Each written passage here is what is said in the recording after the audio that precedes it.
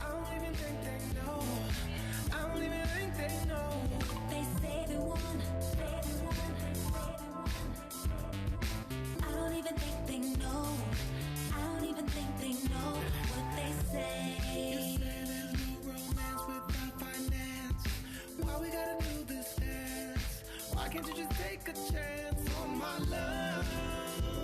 And I got a job, car in the driveway, not a Benz, but you can come my way, I'll take care of you. They say they won't, hey. I don't even think they know. I don't even think they know. They say they want, say they want. What they say they want. I don't even think they know. I don't even think they know what they say. You're the kind of man looking for a younger brand. Haven't you learned by now that she won't stay around? But I'm the perfect boy. I'll share your hopes and dreams. I'll raise a family. I could be your destiny. They say they won't. I don't even think they know. I don't even think they know. They say they want, say they want. They say they want. I don't even think they know. So what's the deal? Are you gonna let me prove my love is real? I know you think I only want a cop or feel. I know you think I only want a heart to steal, and that's true. But baby, we don't have no beef, so just brush off your hurt. I'll be your concrete. I'll put in the work to your heart. I'll speak. You say you want a real man. I'm him who you seek. You want Mr. Right, but are you really ready? Do you always want to fight or throw confetti? It doesn't really matter what he did either. I only want to please you, be your amnesia. Baby, let me ease your pain. So nothing remains but love to maintain. Cast the past off so we can blast off. Get on the floor and dance your ass off. Baby, then I'll take your pants off. I'm only serious. I don't even think they know. I don't even think they know. They say they want, say they want. I don't even think they know. I don't even think they know what they say. See, I'm old enough to know what I want in a woman. What they say. I've been playing games for far too long. What they say. I know just what I want.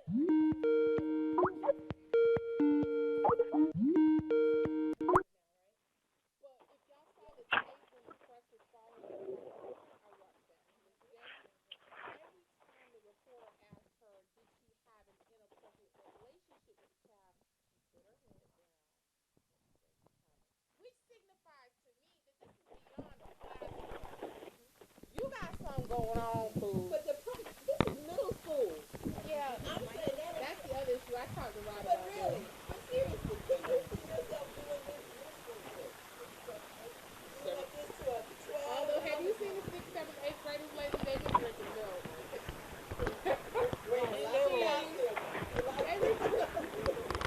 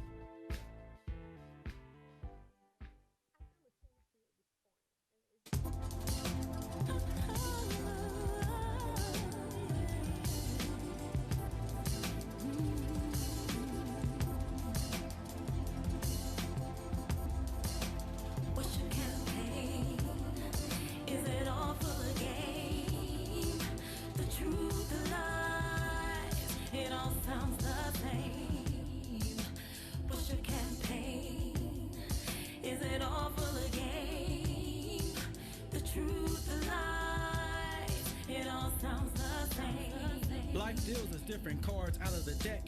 It's a game of hearts, theirs against ours. Women are from Venus and men are from Mars. All that shows up on the social radar are stats like titles, money, and cars. Few care about characteristics. The qualifications range from bad boys to side chicks. So what's your campaign? Is it all full of game? The truth, the lies, it all starts to sound the same? What's your campaign? Is it all full of game? The truth, the lies, it all starts to sound the same? Politicking like a politician through conversation, so pay attention and I can be 100% of what you want. Did I mention I'm everything you don't have and I can sense that? Besides you're telling me and emailing me, so I reply back. What's your campaign? Is it all full of game? The truth, the lies, it all sounds the same. What's your campaign? Is it all full of game? The truth, the lies, it all sounds the same. Whispers of sweet nothings in my ears sure sound good, but it sounds like you're scared of change, like a tree afraid to become firewood. Believe with your heart because there's nothing but fear to fear itself. Give it your best like top shelf and it'll be sweeter than sugar canes. Don't be scared to fall in love, I say let it fall like heavy rain. Scared to get married and scared of divorce. Let's get to know each other and let love take its course. But some are afraid of honesty and scared to death of the truth. You deny it and play it safe, I used to do that too, so I can relate.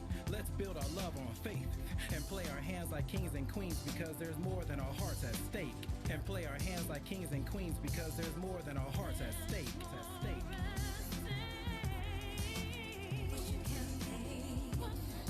Is it all full of game? The truth, the lies, it all sounds the same. What's your campaign? Is it all full of game? The truth, the lies, it all sounds the same. All sounds the same, yeah.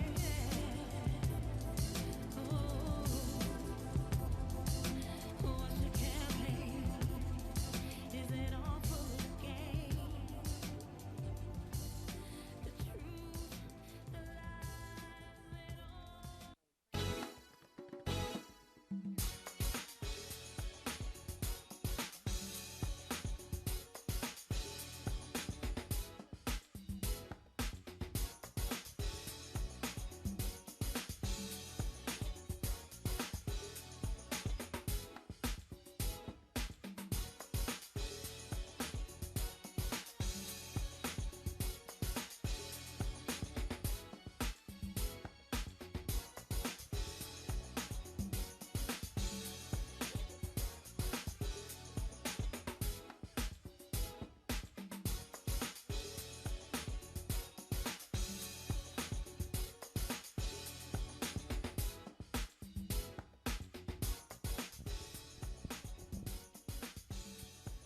Hi, good evening. Thank you for tuning in to Urban Voices. Tonight, you're joining Heidi, myself, Shay, for a wonderful, wonderful hot topic of conversation tonight. We're going to be talking about up and coming events and current topics, of course, being banned for life. Good evening, Shawana. Hey, how you doing, Heidi? I'm good. How was your day? My day was awesome. It was long, but it was awesome, and I'm excited. I'm glad to see you. I'm glad to see you too. My day was awesome too. It's been real interesting. It seems like there's a lot of stuff going around the world and in Atlanta as well. So I'm really excited to talk tonight. I am too. I'm excited about it. And Sayeri's not with us this evening, but I know she's out there listening, and we're just saying hi to Sayeri. But tonight, you and I are going to hold it down, and we've got some special guests coming in. And Dawn Michelle is joining us also. Hi, Dawn, you there? I am. Hi. Good evening. Hi, everybody. This is Dawn Michelle that's just joined us. She's also going to be one of our panelists. Happy Wednesday, everybody. Hey, how's your day going today? Not bad. Stuck in a little traffic out there? The traffic actually is not too well. It's getting better as I'm getting closer. Okay, well, I hope you're driving safely, hands-free. Keep your eyes on the road. Keep your eyes on the road. I am. I'm Bluetooth. I'm Bluetoothed up, so both hands are on the wheel. All right, all right. Okay, everyone, we want you to call in and weigh in on our topics this evening. The telephone number is 678-701-3738. Join in with Urban Voices this evening. Again, it's 678-701-3738 to join in our conversation. Well, the first topic this evening is going to be about Donald Sterling, banned for life by NBA Commissioner Adam Silvers. Okay. Well, so what do you think? Because I have some thoughts on this topic. Well, I'll let you start with it because personally, I'm not a big basketball fan, but definitely I have been following the news on this, and I've got a lot of thoughts on Mr. Sterling myself. But I'll let you start with it, Heidi. Well, the first thing I just wanted to say was it's unfortunate, basically, that we even have to go through this kind of drama. You know, with the playoffs going on, we've got all this momentum going on for the Hawks, and Atlanta is very exciting. And we've got a lot of distractions. And I feel like the coaches feel the same way based on a lot of interviews I've seen on ESPN. But I did want to say I was pretty proud of Mr. Silver and the league for making the decision, all the people and parties who made the decision to go ahead and ban him. And I am glad that they fined him the max. Once again, we all know he's a billionaire, but I mean, 2.5 is the max. And so I get that. I'm very proud of the players for banding together and pushing the issue of something being done immediately. So that they can get back to playing the game that they love and they cannot be so distracted with all of the craziness that's going on. Right. Heidi, let me ask you, when they say ban for life, what does that mean exactly? Does it mean ban from going to the games? Does it mean ban from going into the stadium? Does it mean ban from interacting with the players? I mean, he's 81 years old, so does that mean that, you know, he can't participate in the game? Does he have to sell the team? You know, that's a good question, Shawana, because I myself, I've been listening to debate this on ESPN all day, honestly. I'm not quite sure what all that entails either. I think that, honestly, he can't participate with the NBA games anymore. And obviously, I don't think he can attend. But I'm not quite sure how you enforce that. Right. So I'm curious, and I understand that we're going to be having some special guests tonight, but I'm curious to know how that whole piece even comes together, because when it said ban, the first thing that really came to my mind was you're banned from owning a team. Right. That's really what I thought, but I'm not sure how you enforce that whole piece. Right, because as I understand it, Heidi, he still owns the team, so he's still going to be able to capitalize, so he's still making money. So personally, if you told me that I couldn't come to the stadium, I'd be like, right. Oh, well, okay, well, you can still make the deposit in my account. I'm good. I'll watch it at home. Absolutely correct. Right. Dawn, you there? I am. Okay, Dawn, Michelle, tell me, what do you think about that? What's your explanation or definition of ban for life? I mean, the man is 80 years old. So, I mean, ban for life for an 80-year-old, it's just like sending an 80-year-old man to prison. Is he really going to be, for life? Is he really going to be that upset? Because, I mean, honestly, he may have, another 20 years on this earth? And that's just being, saying he lives to be 100. Right. But, so really, honestly, the ban for life thing is really not, to me, it's not really that big of an issue. And I really don't think it means a whole lot. Well, and this is Heidi again. I'm sitting here kind of going through some of the things that I saw today. And one of the things that they said was, ban for life from any association with the Clippers organization or the NBA. So once again, that goes back to the owning of the team. So I'm trying to figure out, and I'm sure everybody else is, if he has to sell the team as a result of this ruling, what does that mean? Who can he sell it to? who can buy it? You know, what are the ramifications of that whole piece? And I'm not quite sure about that yet, honestly. Well, Dawn Michelle, let me ask you, do you think that, okay, if he has to sell the team, should his wife or his family members be allowed to purchase the team? Now, that's where we're getting to the nitty-gritty with it. No, I don't think that anybody associated, or let me rephrase that. Anybody that's related to him should not have, no, absolutely not. They should not have the right or the ability to be able to buy the team back or whatever. No. Well, how do you think they can go about enforcing that? Because with all the money that he has, he can give anybody the money and say, okay, purchase this team for me. How do you think that they could go about enforcing that? So if someone like, say, Oprah Winfrey or Magic Johnson or Floyd Mayweather, I heard those names go around as far as being able to buy the team. Do you think those are people that should be allowed to buy the team, or possibly even offering it to the team? For some reason, I don't know. I guess I know it's business, and the fact that Magic Johnson was a Laker doesn't have anything to do with this, for real. But it would just seem weird to me if he owned the Clippers, considering he was a Lakers legend. Like, that just seems weird to me. But it's business, so my business mind tells me that any of them, him, Oprah, Floyd Mayweather, they all have fair right if they wanted to buy the team. Absolutely. Right, but it wouldn't be any weirder than a racist owning a team. So I guess, if he could own it, I guess Magic could own it. Well, you're absolutely right on that. Exactly. Okay, well, I just want to put it out to the callers. I want to say we want you out there to weigh in. 678-701-3738. 678-701-3738. Call in to Urban Voices. We want to hear your opinion. Okay. So, Heidi. Yes.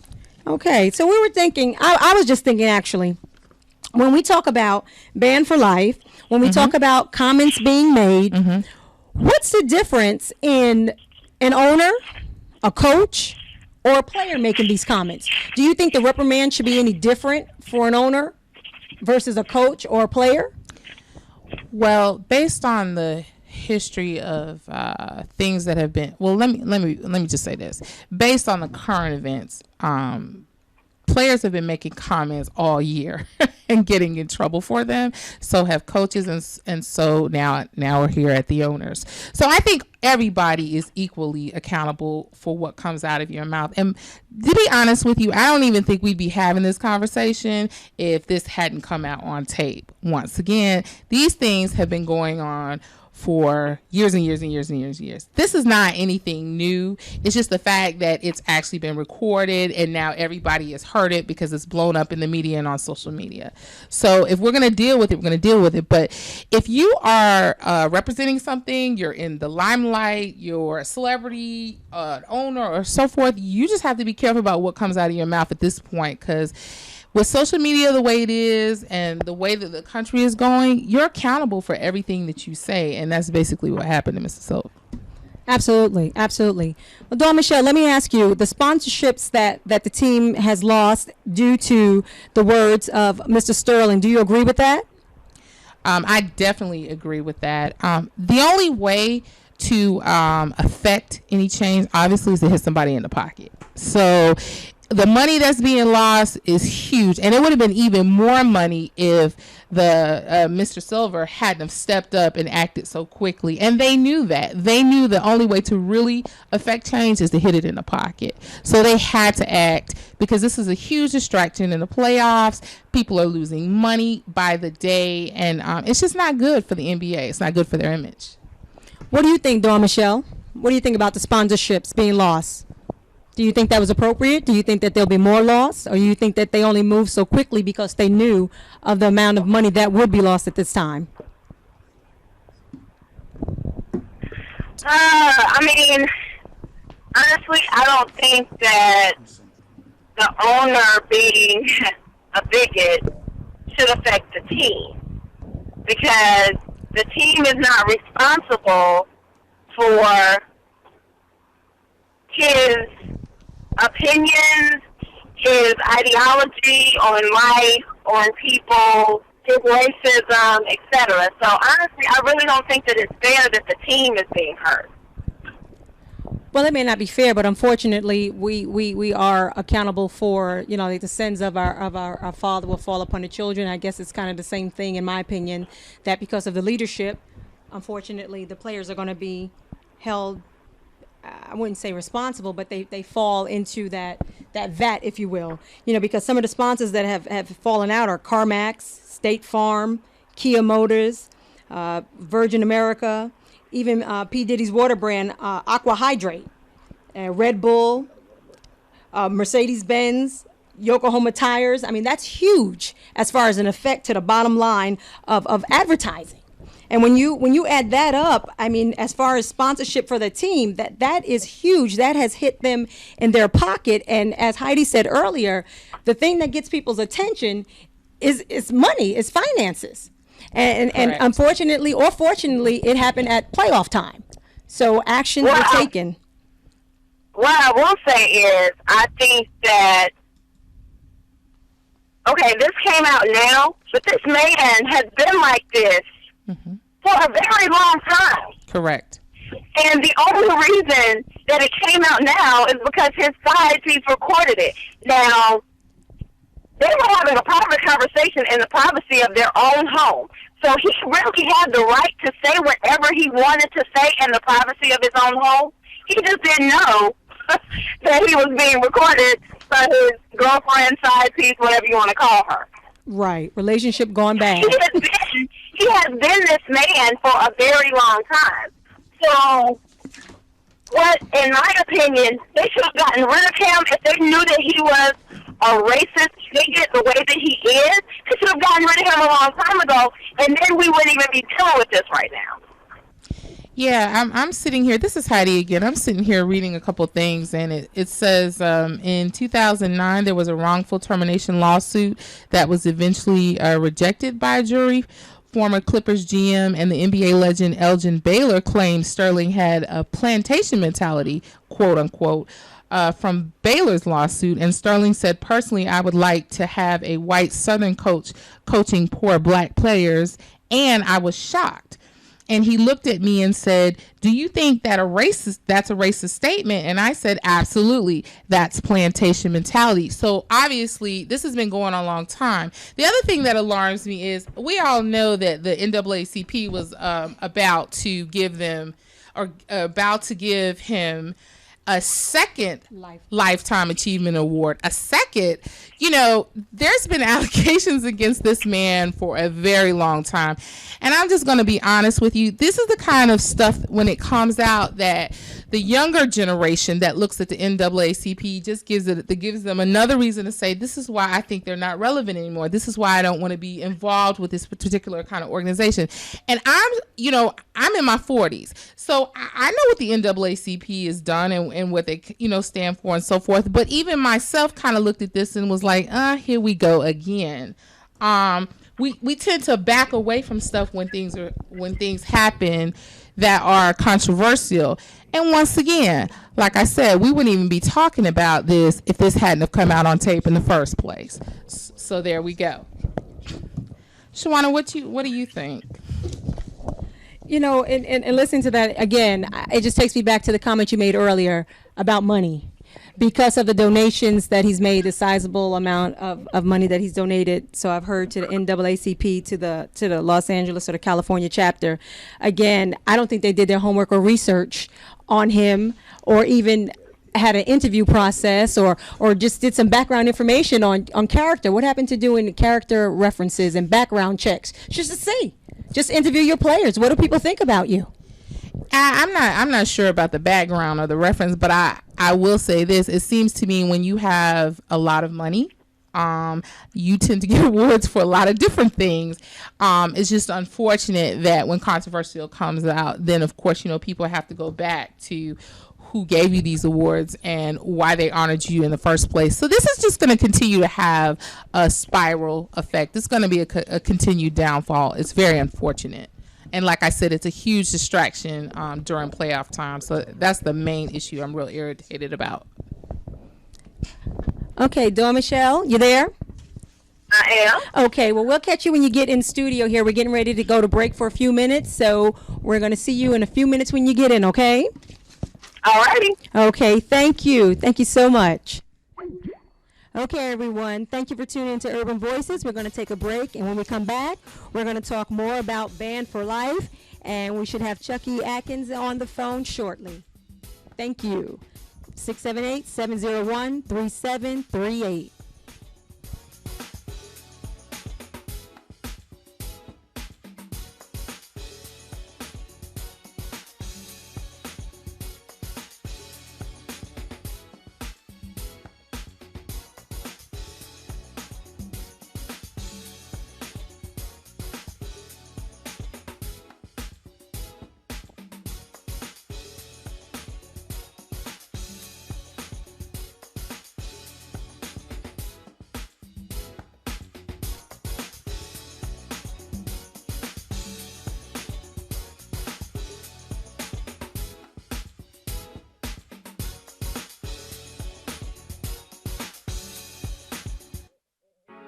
Are you in need of a dessert for a special event? Maybe a custom birthday cake. I know, it's your wedding day and you want a cake that will stimulate your taste buds and capture and create the memories for that special day. Well, Sweet Destination should be your choice. Let master sweet designer Montevia Gamble create a unique and delicious cake for your special occasion. But that's not all. Sweet Destination also creates other desserts, from cheesecakes, homemade fudge, brownies, cookies, pies, cake pops, cupcakes, and just about anything that you can think of. So check them out at sweetdestinations.com or on Facebook under Sweet Destinations. Remember, the greatest conversations take place on the road to the sweetest destinations of the human mind. So let's do more than business. Let's make memorable moments. We are Sweet Destinations.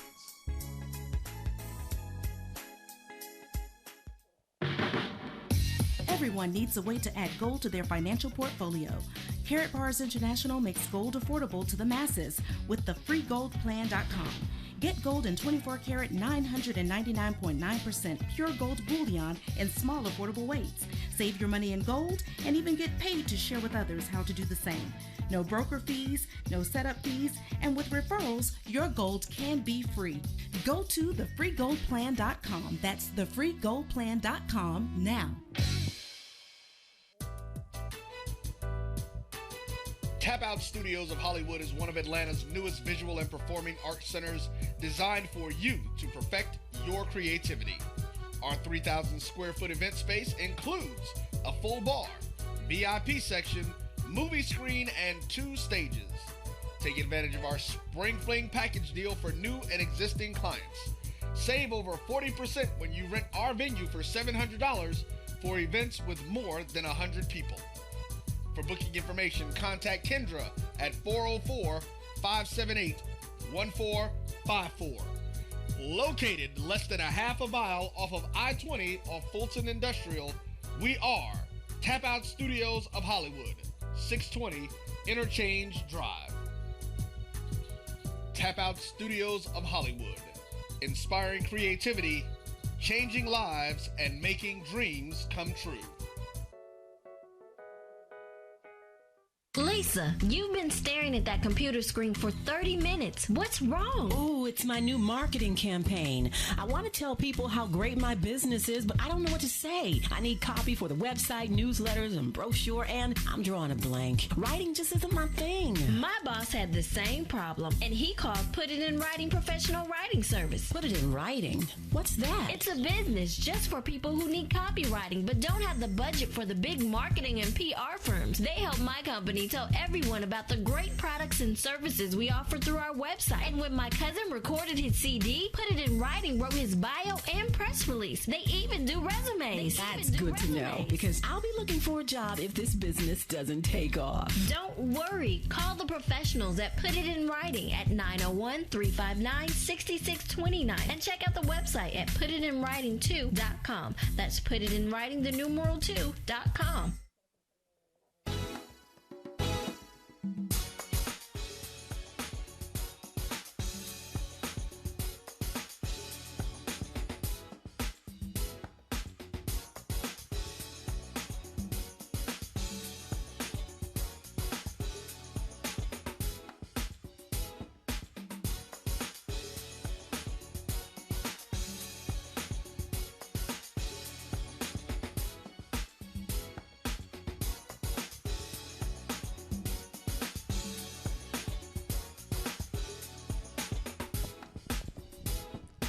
Hi, welcome back to Urban Voices. Dawn Michelle has made it into studio. Hi, Dawn. Hi, everybody. Hi. Good evening, Dawn. Heidi and myself, Shay. We also have our special guest for the second half, Tamala Joyce, our financial guru, is in studio. Hey, everybody, we're glad you made it back.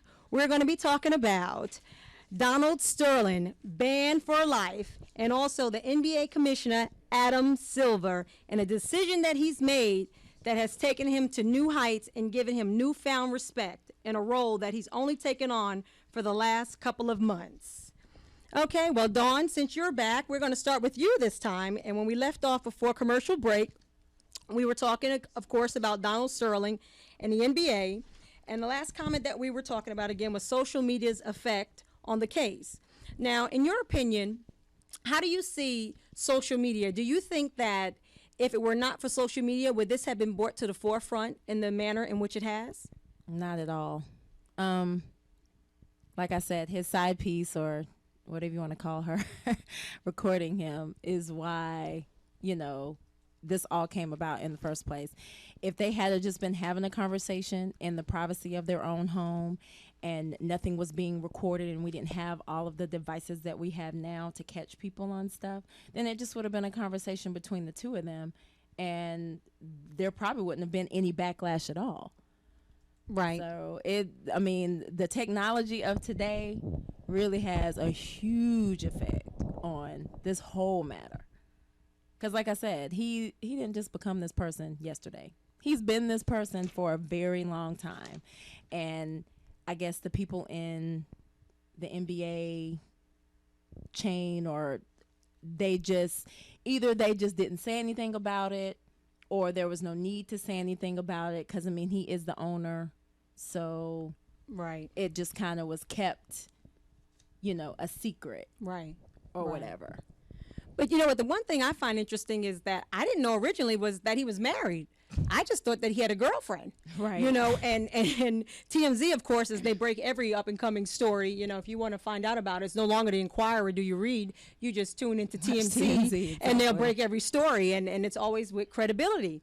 But I didn't realize that this thing really started from the fact that he was having a conversation with his girlfriend, and the wife was the one who had a problem with the girlfriend. And again, I didn't even know that he was married. And again, this kind of ties back into what we were talking about, the side chick and the side piece. But I wonder if this had been a conversation between he and his wife, could he have sued his wife for this? For breach of confidentiality? I wonder, could that have been something possible, do you think, Heidi? Well, the first thing that comes to mind is the term entrapment, because that's basically what he would be claiming, that the recording was done illegally. He was entrapped, and it shouldn't have happened. And it's not going to be a criminal case. Of course, it would be a civil case, basically.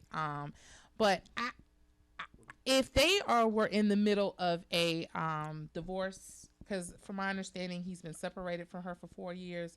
And she was to try to bring this into the divorce, under the advice of her attorney. I think there would have been an objection from his attorney, and I don't even think this case would have made it in the courtroom, maybe to the judge privately, and a decision would have been made. So, because once again, when you get married, and I'm married, you have privilege, and there's certain things that right. you don't have to say against your spouse, or or about your spouse at all. But they are in the middle, obviously, of a very heated sort of intercourse in terms of the divorce right now. They're separated, but I guess at some point they were headed in the direction of divorce. And this woman obviously feels like she's been slighted by the girlfriend. I'm gonna call her girlfriend. I don't know the chick. I'm not gonna call her a side piece. I'm gonna be nice. Right. But what I'm saying is, obviously he's been showering with this woman with gifts and things, and she's bitter about it. So she was coming after her, and I guess she felt like this was my only ammunition to back this woman down off of me. And basically, because of, like Dawn said, social media has blown everything up, it was probably even more than she bargained for, because now it's completely spiraled. And they've been separated for how long? 4 years. Okay, I don't understand that. Why would you be separated for 4 years? Right. Hang on one second, Dawn Michelle. We have a caller. Hi, caller. Are you there? I'm here. Hi, caller. What's your name and where are you calling from? My name is Krishna Muhammad. They call me the Peanut Man. Hey, Peanut Man. Where are you calling How from? you doing? I'm awesome. I'm at my peanut factory. Okay. Well, go ahead, caller, with your comment or your question. When you look at his situation, his situation is not new. It came a time where the young lady that he was dating, enough was enough, and I think everything has to be purged, and I think the creation itself got tired of that, and thank God for the media, thank God for the young lady who recorded it, because had it not been for her doing what she did to expose that type of mindset. But see, one of the things that I know is that he has a satanic mindset, and the satanic mindset like that becomes arrogant, untouchable. Right. And so it got to a point where it had to happen. It had to happen. And I think the commissioner did a wonderful job. The only thing he didn't do was beheaded him. And I don't mean that. You really cut his leg up. You've taken away probably his most. I mean, this man worshiped basketball. You took away his life. Right. And what has happened, has taken place, is something unprecedented that soon. I mean, for the commission to come in a situation like this and to actually do what he did, I commend him. Right. I do too.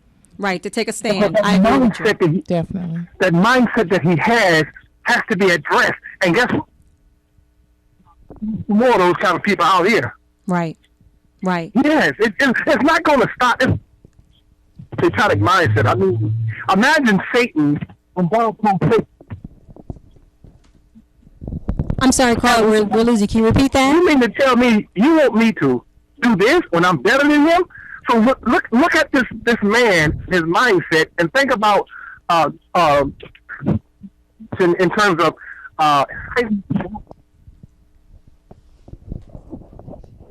and Satan saying, I can't do that. I'm better than him. Right. Right. So you're looking at a mindset. Is it right? So. Carlo, you seem to be breaking up. Can you hear me? Now I can. So the creation is going to do his part. Right. You know, and keep in mind, you have people like that. Yeah, the world is full of people like him. He's not the last one. Right. But it has to start somewhere. But let me ask you, Peanut Man, what do you think should happen next? What do you think should happen to him at this point? Nothing. Because he's the kind of person. He's like the head coach or the assistant coach of Penn State, who was pretty much molesting the kids. You took away his leg and you put him in prison for the rest of his life.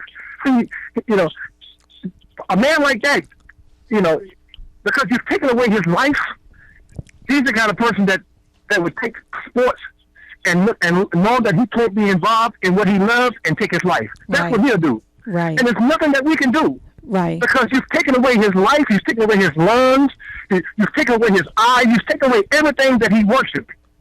You're right. Anytime you become a racist like that, and I'm gonna say this, then the creation becomes your enemy. So the things that you love becomes an enemy to you, and then you find nothing else to live for. So guess what you do? Well, thank you, Carl. You're absolutely right, and we appreciate your comments this evening. You're absolutely right, and I believe that Adam Silva has cut those legs out from underneath him, and I believe that he has set a precedent, and it's showing that it will not be tolerated. And you're right, we have to start with one. Absolutely. Well, we so appreciate you, Mr. Peanut Man. Wonderful job, ladies. Keep it up. Thank you. Thank you so much. Thank you so much. God bless. We appreciate you. All right. Thank you, caller. Thank you so much. Okay. 678-701-3738. 678-701-3738. Please call in and weigh in on hot topic of Donald Sterling banned for life by the NBA Commissioner Adam Silver. Join in our conversation with Urban Voices today. Okay, I'm sorry. Dawn Michelle, you were making a comment before we had the caller come in. Do you remember where you were with the comment? I'm sorry, we had to go from that. until we were talking about. Oh, okay, I'm sorry. We have another caller, so we'll have to write that down. Okay. Hi, caller. Are you there? Caller? Hi. Hi, what's your name and where you're calling from? I'm calling from Atlanta, Hiram, Georgia. Hi, what's your name? My name is Chandra. Hi, how are you, Chandra? Thank you for calling Urban Voices. Are y'all still talking about the side chick? Side chicks? Yes, actually, we are talking about side chicks because we were talking about Donald Sterling being banned from the NBA and all due to his side chick, his girlfriend. So, absolutely, go ahead with your comment.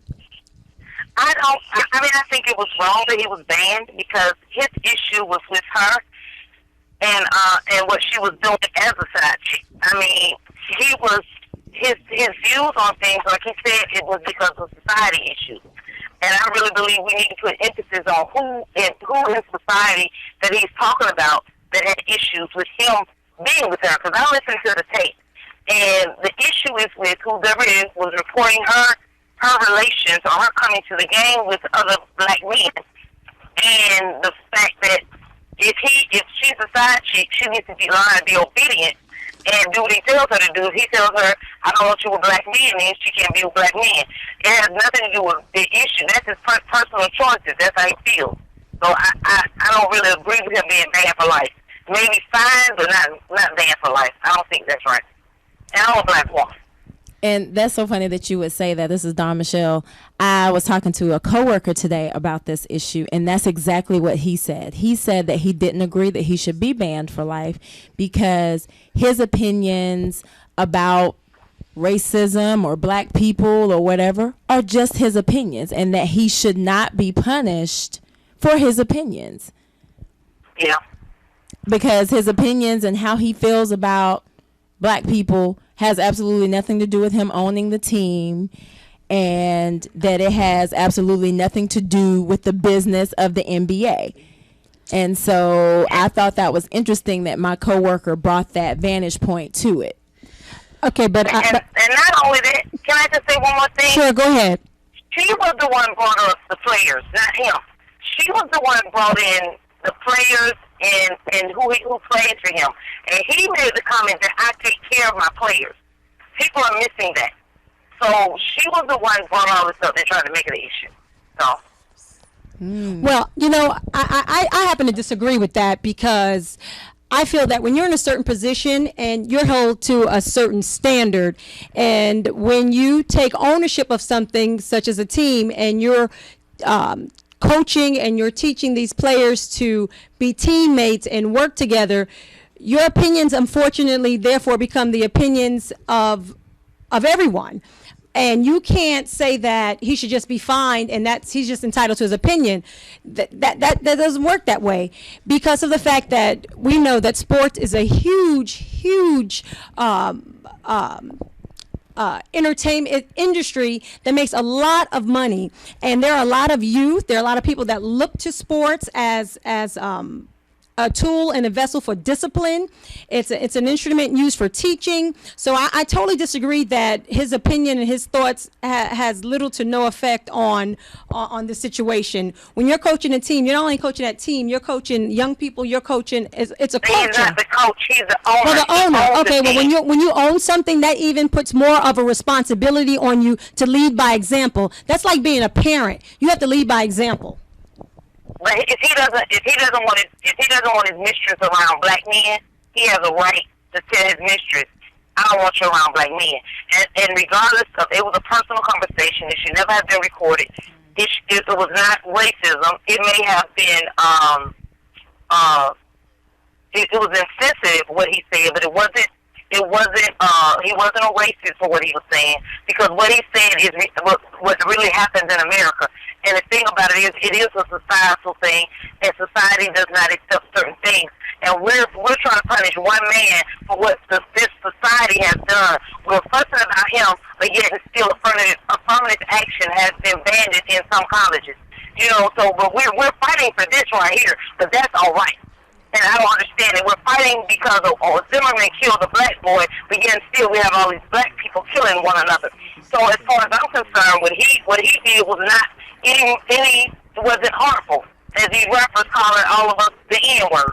Yeah, but to my understanding, it wasn't just the one comment that he made. He made several comments. But I'm sorry, Heidi, go ahead. You wanted to say something else to the caller as well? Well, the only thing that I was going to say, because I respect her opinion, but the only issue I have with that is, once again, I said this before, we wouldn't be talking about this if it hadn't been taped. But the thing is, there's already a history of issues with this man that stemmed prior to this incident happening. So if this only incident had happened, if this is the only thing that had happened, okay, find the man.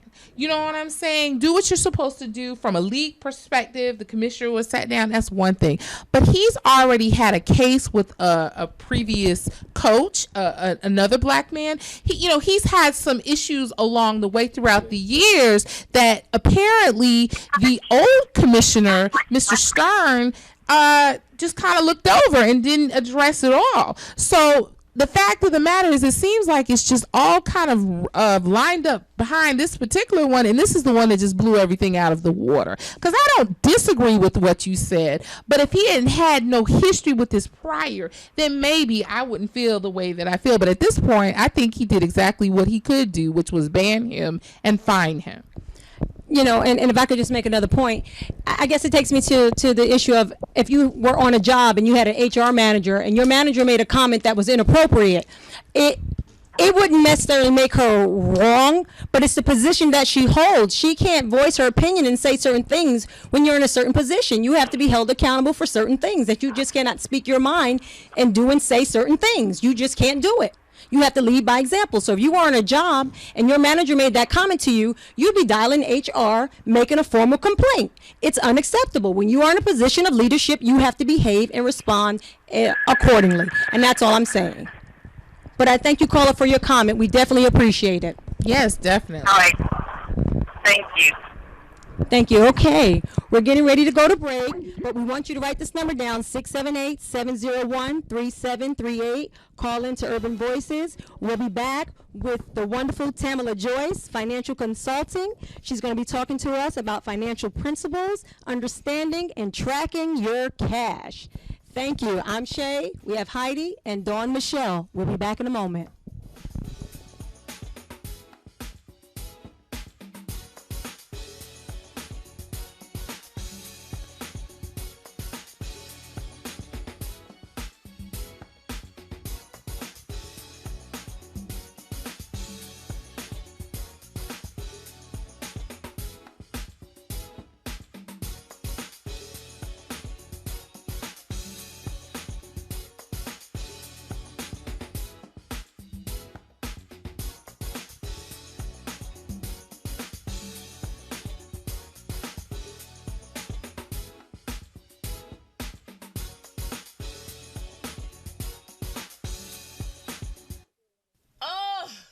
A day I want to forget.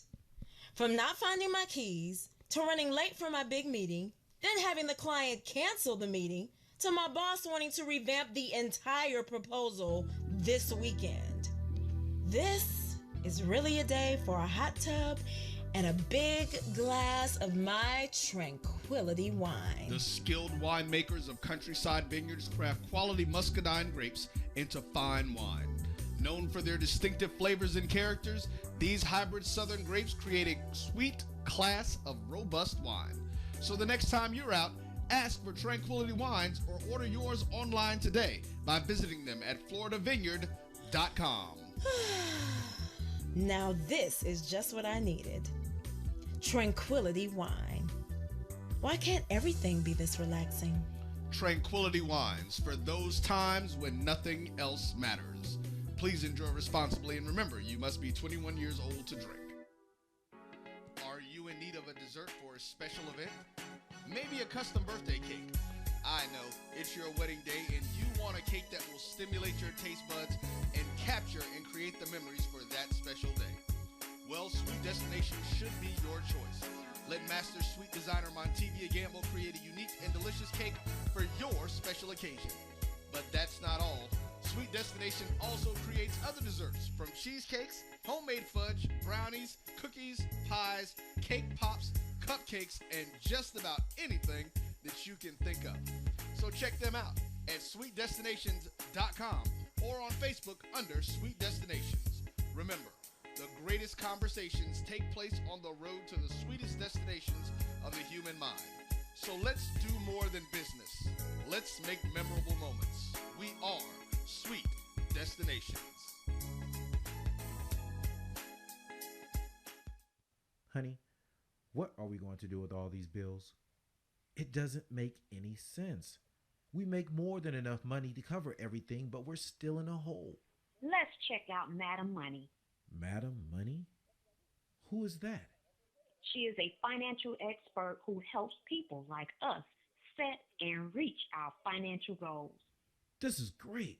With her help, we can do all the things that we talked about. That's right. Now we can take that vacation we've always wanted and not feel stressed. Hi, this is Tara Jackson, also known as Madam Money, and I can help you clear up all of your financial diseases and those pesky financial STDs. See, this is why I love you. Yes, I know. So check out Madam Money online at tarajackson.com. TARRA Jackson.com. Tap Out Studios of Hollywood is one of Atlanta's newest visual and performing arts centers designed for you to perfect your creativity. Our 3,000 square foot event space includes a full bar, VIP section, movie screen, and 2 stages. Take advantage of our Spring Fling package deal for new and existing clients. Save over 40% when you rent our venue for $700 for events with more than 100 people. For booking information, contact Kendra at 404-578-1454.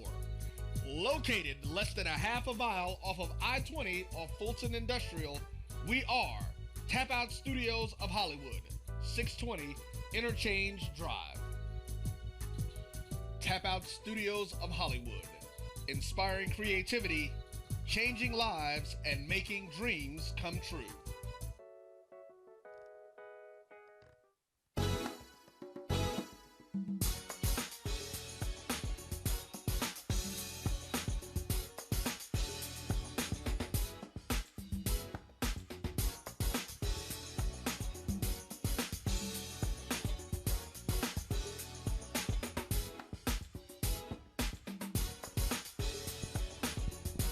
Hi, welcome back to Urban Voices.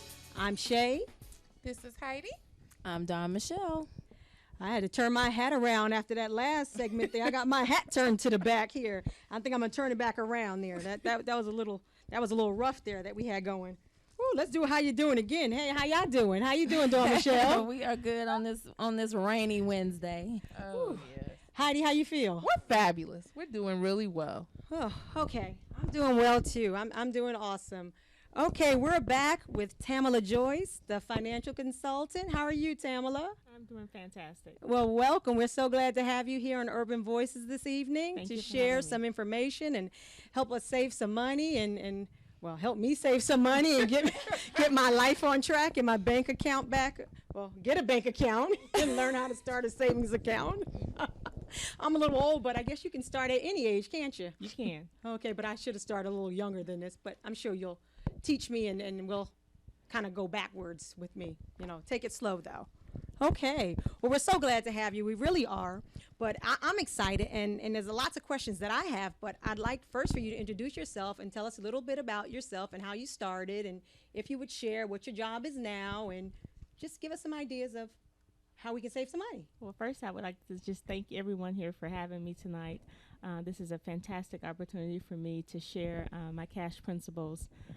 I have had a burning vision to be a corporate woman since I was about 6 years old, growing up in the inner city of Detroit, Michigan. I would ride the bus downtown with my mother, and she was a cook at one of the high rises, and as she would take the escalators down, I would watch all the women taking the escalator up, and I knew that that's what I wanted to do. I wanted to wear that dark suit and wear those Reeboks and move things around.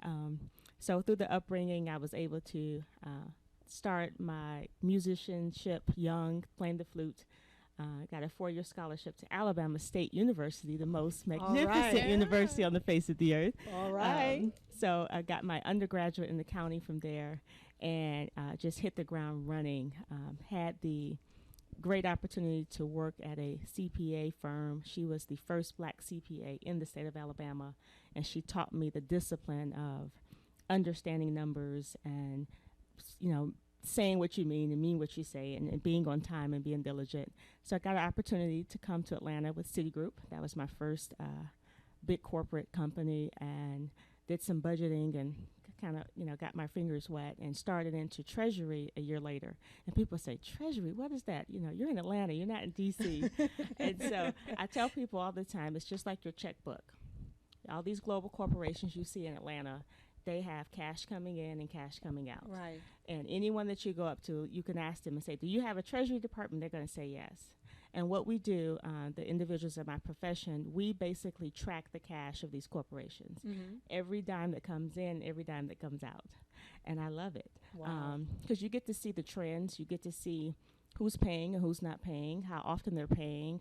Mm-hmm. And when you're talking about a business, you have to know what that infrastructure looks like. Mm-hmm. And I tell my clients all the time, do you have enough cash and liquidity to fulfill your commitments? We say, yes, I can show up on May 19th, or yes, I can do this speaking engagement in August, but how much cash is that going to cost you? How much capital do you need to actually fulfill that commitment? So I've been doing it for about 15 years. And I basically have taken my global treasury experience and I bring that to nonprofits.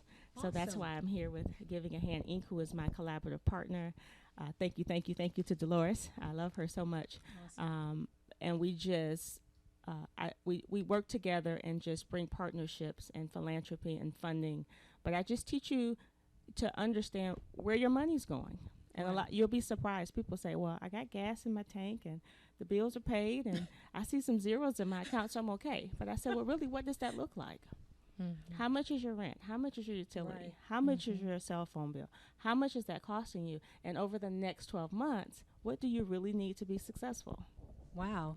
Well, let me ask you, what are the most common mistakes that you see that we make as African Americans? I mean, because when you talked about zeros, all I could think about was all I see are zeros in my account on the beginning and the end. So I personally would like to know how I could put some numbers other than zero into there. But what are the most common mistakes that you see that we make? Because, there are people who make a decent salary, yes, but we just don't do the proper, okay, I'll say I just don't do the proper things with my money. Well, I have nice shoes, but I know what my common mistakes are. But what are the mistakes that you honestly see that we make? Well, I think the common mistakes are that, well, I don't have enough to start with, so why do I need to track it? They look at me and say, I don't need to sit down and know that I don't have enough money. You reading my journal. And I tell them, I said, well, that's the absolute, that's not the truth. That's the reason why you have to know what it is. $5 billion to $70 billion global organizations hire individuals like me to track their cash. We're there first thing in the morning, just like the bank, looking at everything that came in, everything that goes out. And we forecast those trends over the next 12 months. So if they're doing it with $50 and $60 billion, you absolutely need to do it for $100, because you want that $100 to turn into $200. And you want that to grow, and you want that to multiply. And I'm a firm believer that whatever the passion is that God has given you to fulfill and do, that's what's taking you to a point of having a business. So now we need to multiply and do that well. Right. So I tell my business owners and my clients all the time, let's look at that receipt you just got from that server, or the receipt you just got from that gas station, and just write it down. What was that for? Was that food? Was that your hair? Was that meals? What was it for? Right. And you know what your income is. Look at your check stubs. Okay, you have that beginning number at the top, and you have that bottom number at the bottom. That's your total. You need to know if you're in a deficit. Right. Because you don't want to labor. You want to work, and you want to produce fruit, but you don't want to labor. Absolutely. Wow, we have Tamala Joyce here, a financial guru. I just renamed her. I mean, she says she's a consultant, but I'm calling her the financial guru. Tamala Joyce at 678-701-3738. Please call in and get this advice right now, 678-701-3738. Heidi, you have a question? I mean, I got some more, but okay, I'll share it with you and Dawn Michelle. Well, I have a little bit of a story, and I just want to get some quick advice from Miss Joyce. I discovered something that was frightening. I went into my bank account one day, and I was looking for some transactions, and I noticed about 6 or 7 fast food charges, because I work down in Midtown. It's food all over Atlanta downtown. And I noticed that I had spent within a week almost $75 on lunch, lunch dates, business dates. And I was like, this is out of control. So, that immediately I came home and I told my husband, I said, we're buying groceries and we're only eating out once a week. And, amazingly, that started to help us save some money. But my issue and what I wanted to ask you was, when we started to save a little bit of money, by not going out to eat so much, then I didn't realize what to do with the money. So what do you suggest, Ms. Joyce? Because I want to do what you say. I want my money to grow. Yes. Put it in my account?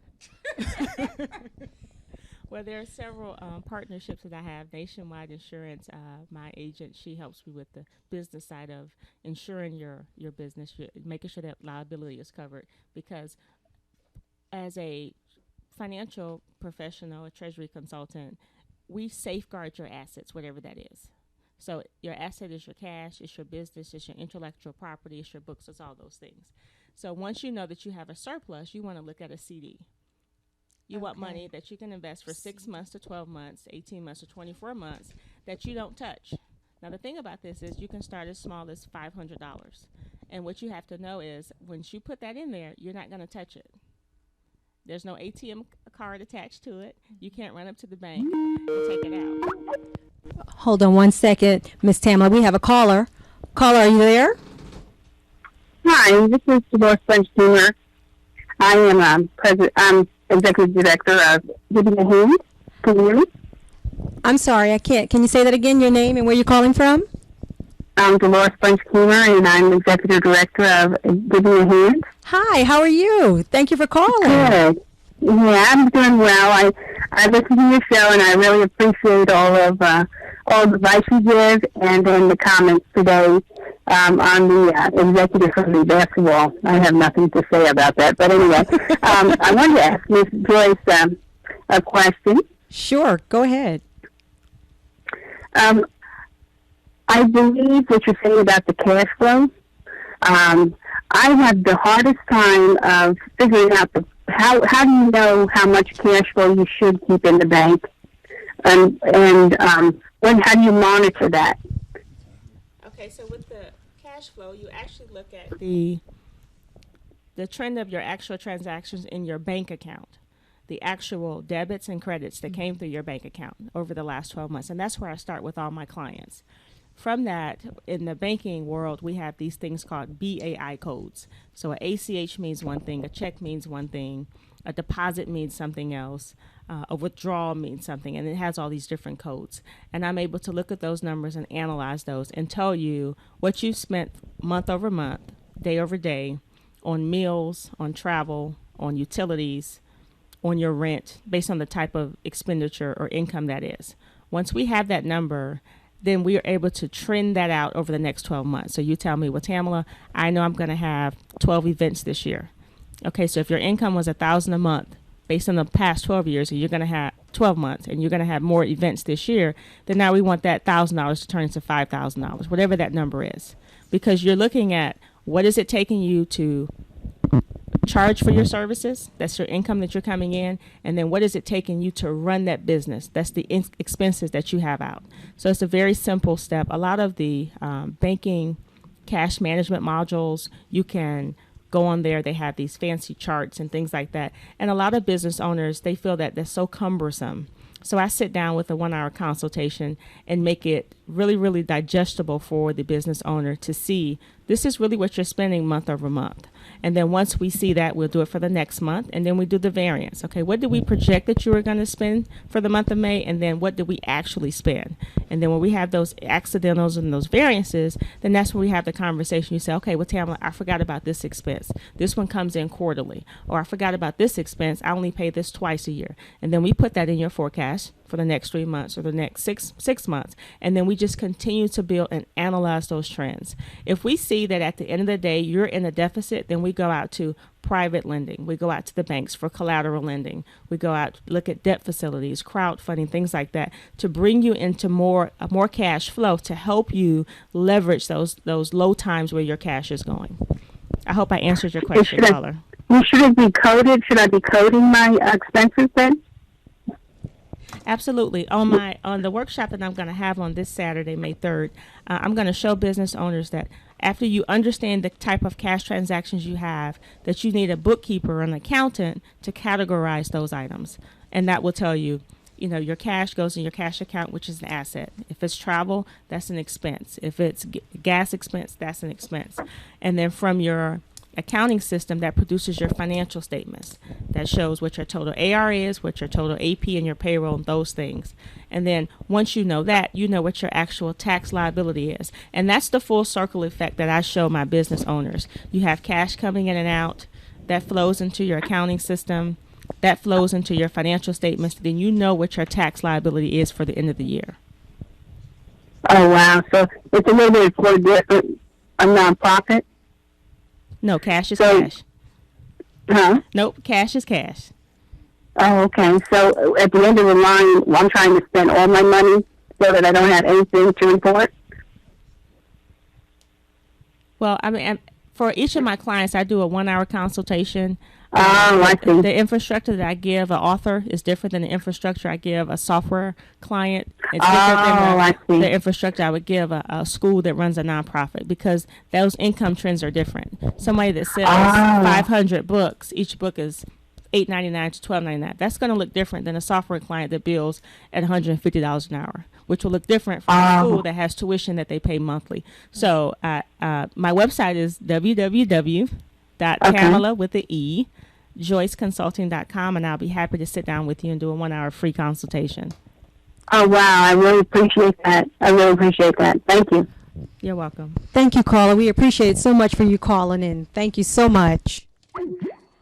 Okay, we're going to get ready to go to break, but stay tuned. We're going to come back with more from Tamala Joyce, our financial guru, at 678-701-3738. And we're going to talk about her upcoming event this Saturday, May 3rd, 2014. Thank you. 678-701-3738.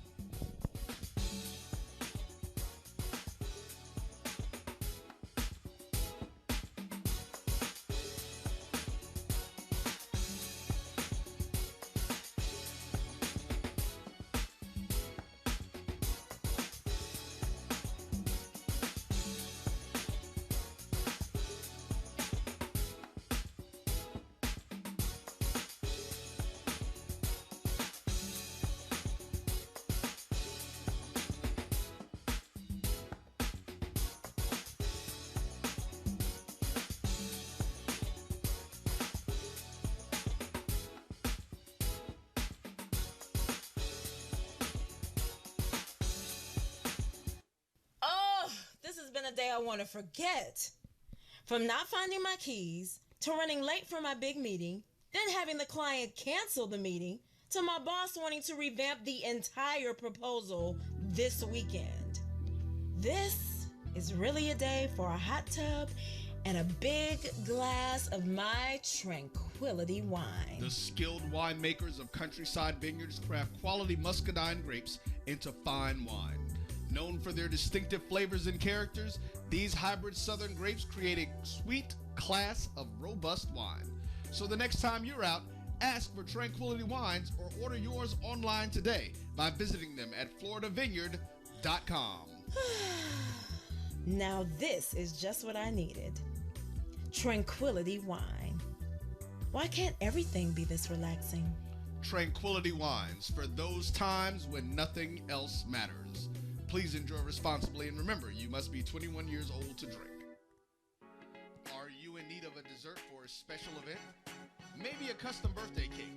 I know, it's your wedding day, and you want a cake that will stimulate your taste buds and capture and create the memories for that special day.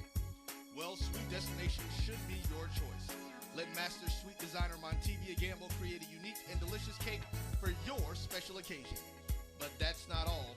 Sweet Destination also creates other desserts from cheesecakes, homemade fudge, brownies, cookies, pies, cake pops, cupcakes, and just about anything that you can think of. So check them out at sweetdestinations.com or on Facebook under Sweet Destinations. Remember, the greatest conversations take place on the road to the sweetest destinations of the human mind. So let's do more than business. Let's make memorable moments. We are Sweet Destinations. Honey, what are we going to do with all these bills? It doesn't make any sense. We make more than enough money to cover everything, but we're still in a hole. Let's check out Madam Money. Madam Money? Who is that? She is a financial expert who helps people like us set and reach our financial goals. This is great. With her help, we can do all the things that we talked about. That's right. Now we can take that vacation we've always wanted and not feel stressed. Hi, this is Tara Jackson, also known as Madam Money, and I can help you clear up all of your financial diseases and those pesky financial STDs. See, this is why I love you. Yes, I know. So check out Madam Money online at tarajackson.com.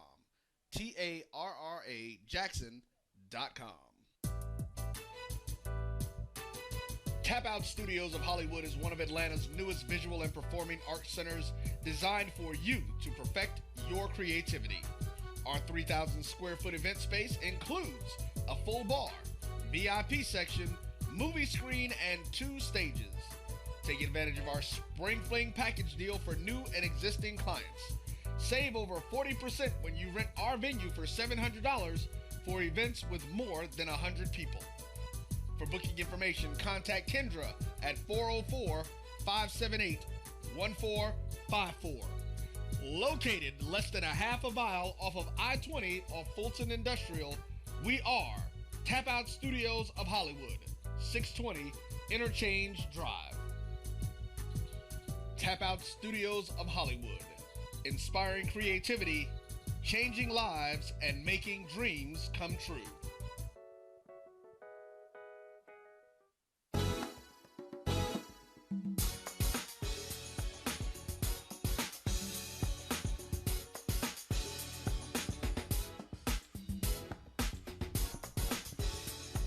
Hi, welcome back to Urban Voices. I'm Shay.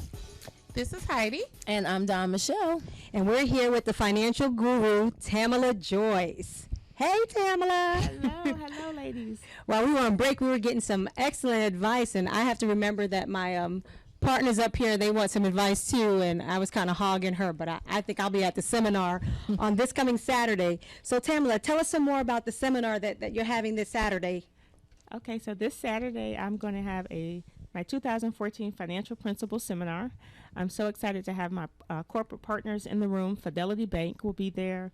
Wells Fargo Wealth Advisor will be there. And Nationwide is on your side will be in the room. Along with that, my mentor, my coach, Sharon Frame, she's a former CNN anchor, will be here speaking to us. And my dear, dear sister who was featured on Good Morning America, Val McLeod, in People magazine this year, she will share how she lost half her size. She used to weigh over 600 pounds, and she looks absolutely stunning and fabulous. And she shares her empowerment tips on how, what we say and what we think about ourselves, it affects us internally and externally. So I have a wealth of knowledge in the room, and then yours truly, I will be sharing my check tips, which is a book that will be coming out soon, and just on the principles of cash. Awesome. That sounds exciting. Ladies, are you going to meet me here on Saturday? Absolutely. That sounds I'm going to fantastic. definitely try. I'm traveling, but I'm trying to get back to this because it sounds like some good stuff. It's going to be phenomenal. Tamara, I actually have a question for you. What is the difference in what you do versus an accountant? Okay, that's a great question because people ask me that all the time. And because I have my undergraduate in accounting, people say, well, it's the same thing. No, it's not. So with treasury professionals, we track your cash. That's every movement of cash, whether it's a dollar, a nickel, a penny, or a dime. The accountant, once we move it, they record it in your accounting system. So, so once I move it out of the bank, that's an external system. Your accountants are your internal system, and they book it in your accounting system that produces your financial statements. Okay. Yeah, that makes a lot more sense. This is Heidi. That makes a lot more sense to me because I work in the nonprofit industry, and we have an accountant that comes in, and we're going through what we call an audit right now. So I'm seeing guys come in and out, look through all my files, and they're tracking every cent and dollar we've spent over X amount of time, every receipt, every file, everything. So now that gives me a clearer understanding because I see Naima comes in, she puts we give her all the checks and everything that comes in. She clocks them in the books, in the QuickBooks system or whatever system we're using. And then she produces checks for all the bills and things that need to be paid, including paying us. Thank God for that. Yes. So now I'm much more clear on that. Thank you, Ms. Joyce. You're welcome. Okay, so I guess the little shoe jar that I have at home where it says for shoe shopping and I drop a couple of coins in there and say that's going to be my savings, I guess that's not a good way to save money.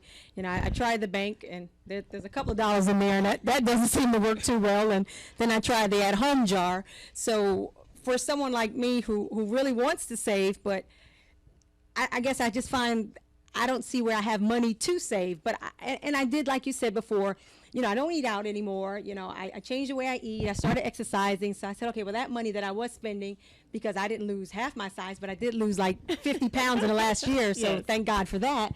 But I said, okay, well, I'm not going to do this. I'm not going to do that. And like you, there's certain things I build into my budget, like getting my nails done.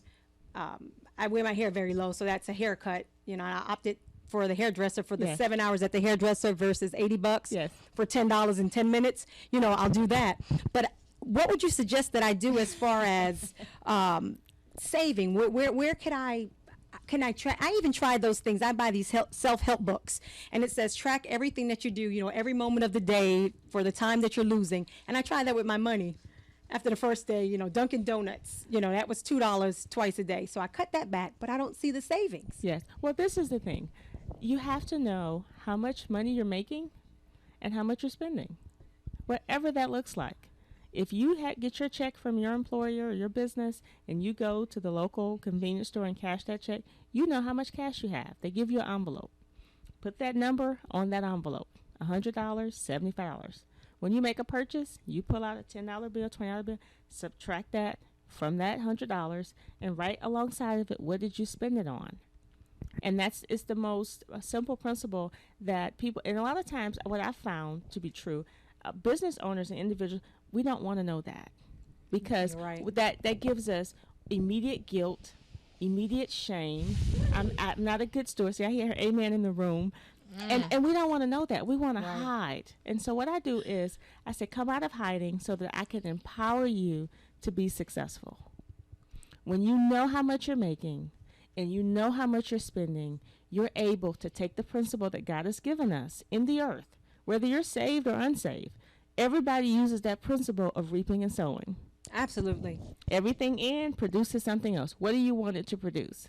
So you just start there. And if that is a negative number, something has to stop. We have to stop the bleeding.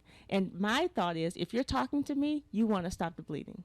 Now, if you're not talking to me, you don't want to stop it. Right. If you're not at my seminar, you don't want to. But if you're at my seminar and you're in my face, I know that you want a solution, and I'm ready to give you that. I have a client, and it was the most wonderful, empowering thing. I shared this. I was on Atlanta Live, Channel 57, a week ago, and she was just, Tamara, please don't make me track my cash, please, please. And I said, well, just take pictures of it.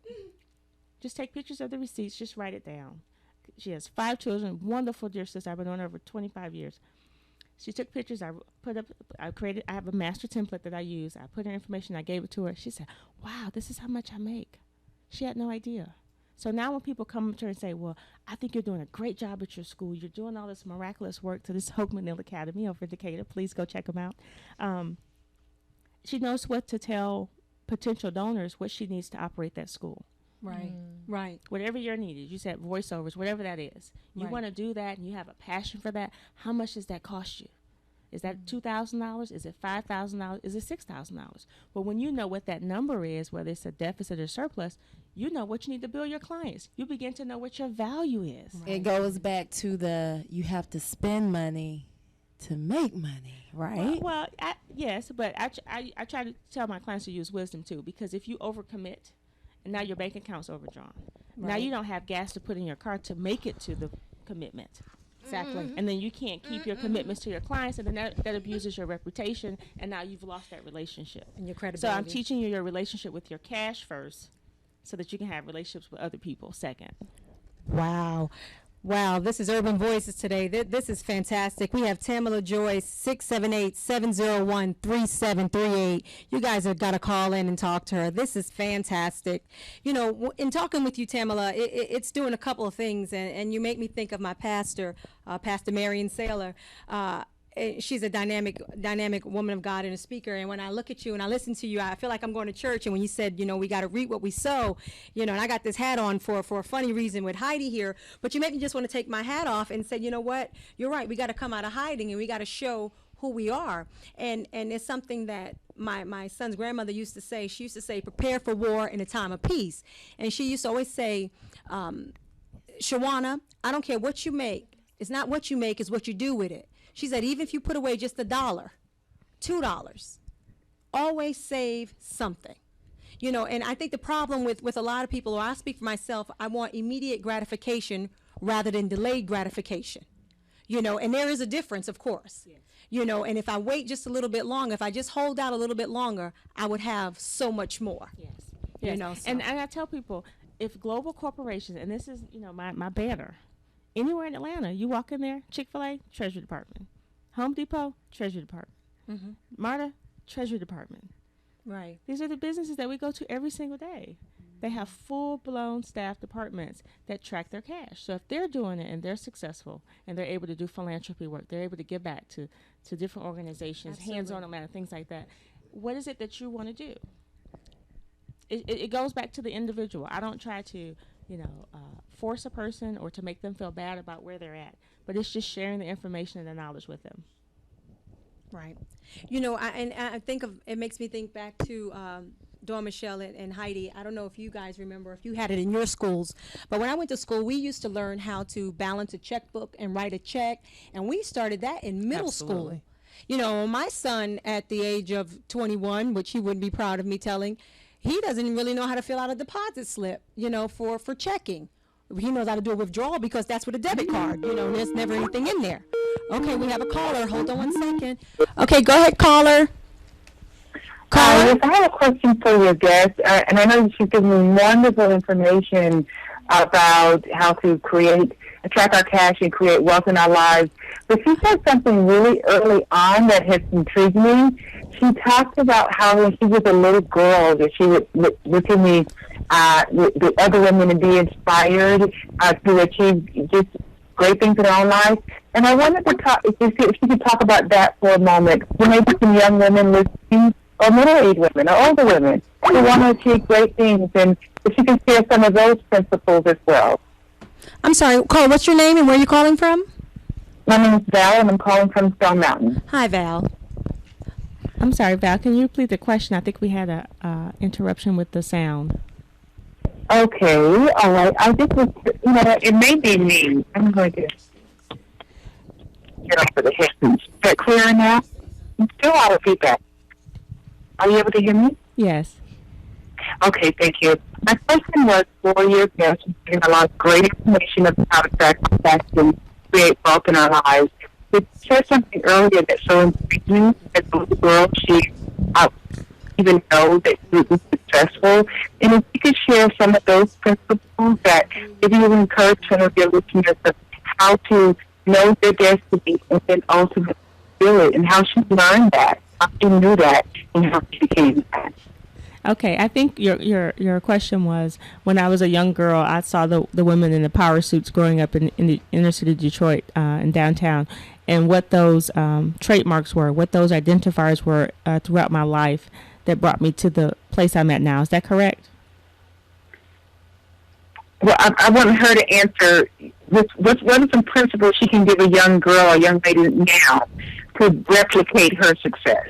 Okay. So I would say, be on time. If you're supposed to be there at 8, be there at 7:50. Be disciplined. Don't be perfect, but be disciplined. show up and be ready to work. Be diligent in what you're doing. A lot of people see me now, they say, oh, Tamla, this is great. You have all these partners and Fidelity Bank and Nationwide Insurance and CNN anchors and all this. But I've been in this for 15 years. I've laid the groundwork. I've laid the foundation. I've always remained teachable. When you have a good person in your life that knows what they're doing and they're speaking to you, take the time to be quiet and listen and to accept those disciplines. And, you know, for me, I don't know about the viewers, but for me, it was just, you know, transforming my life for God and just accepting his will for my life and submitting to that and not running from it. That's awesome. Thank you so much for sharing. Thank you. Great show, ladies. Great job. Listen again next week. Thank you so much, Val. Thank you. Thank you so much. And that was awesome advice. Thank you, Tamala.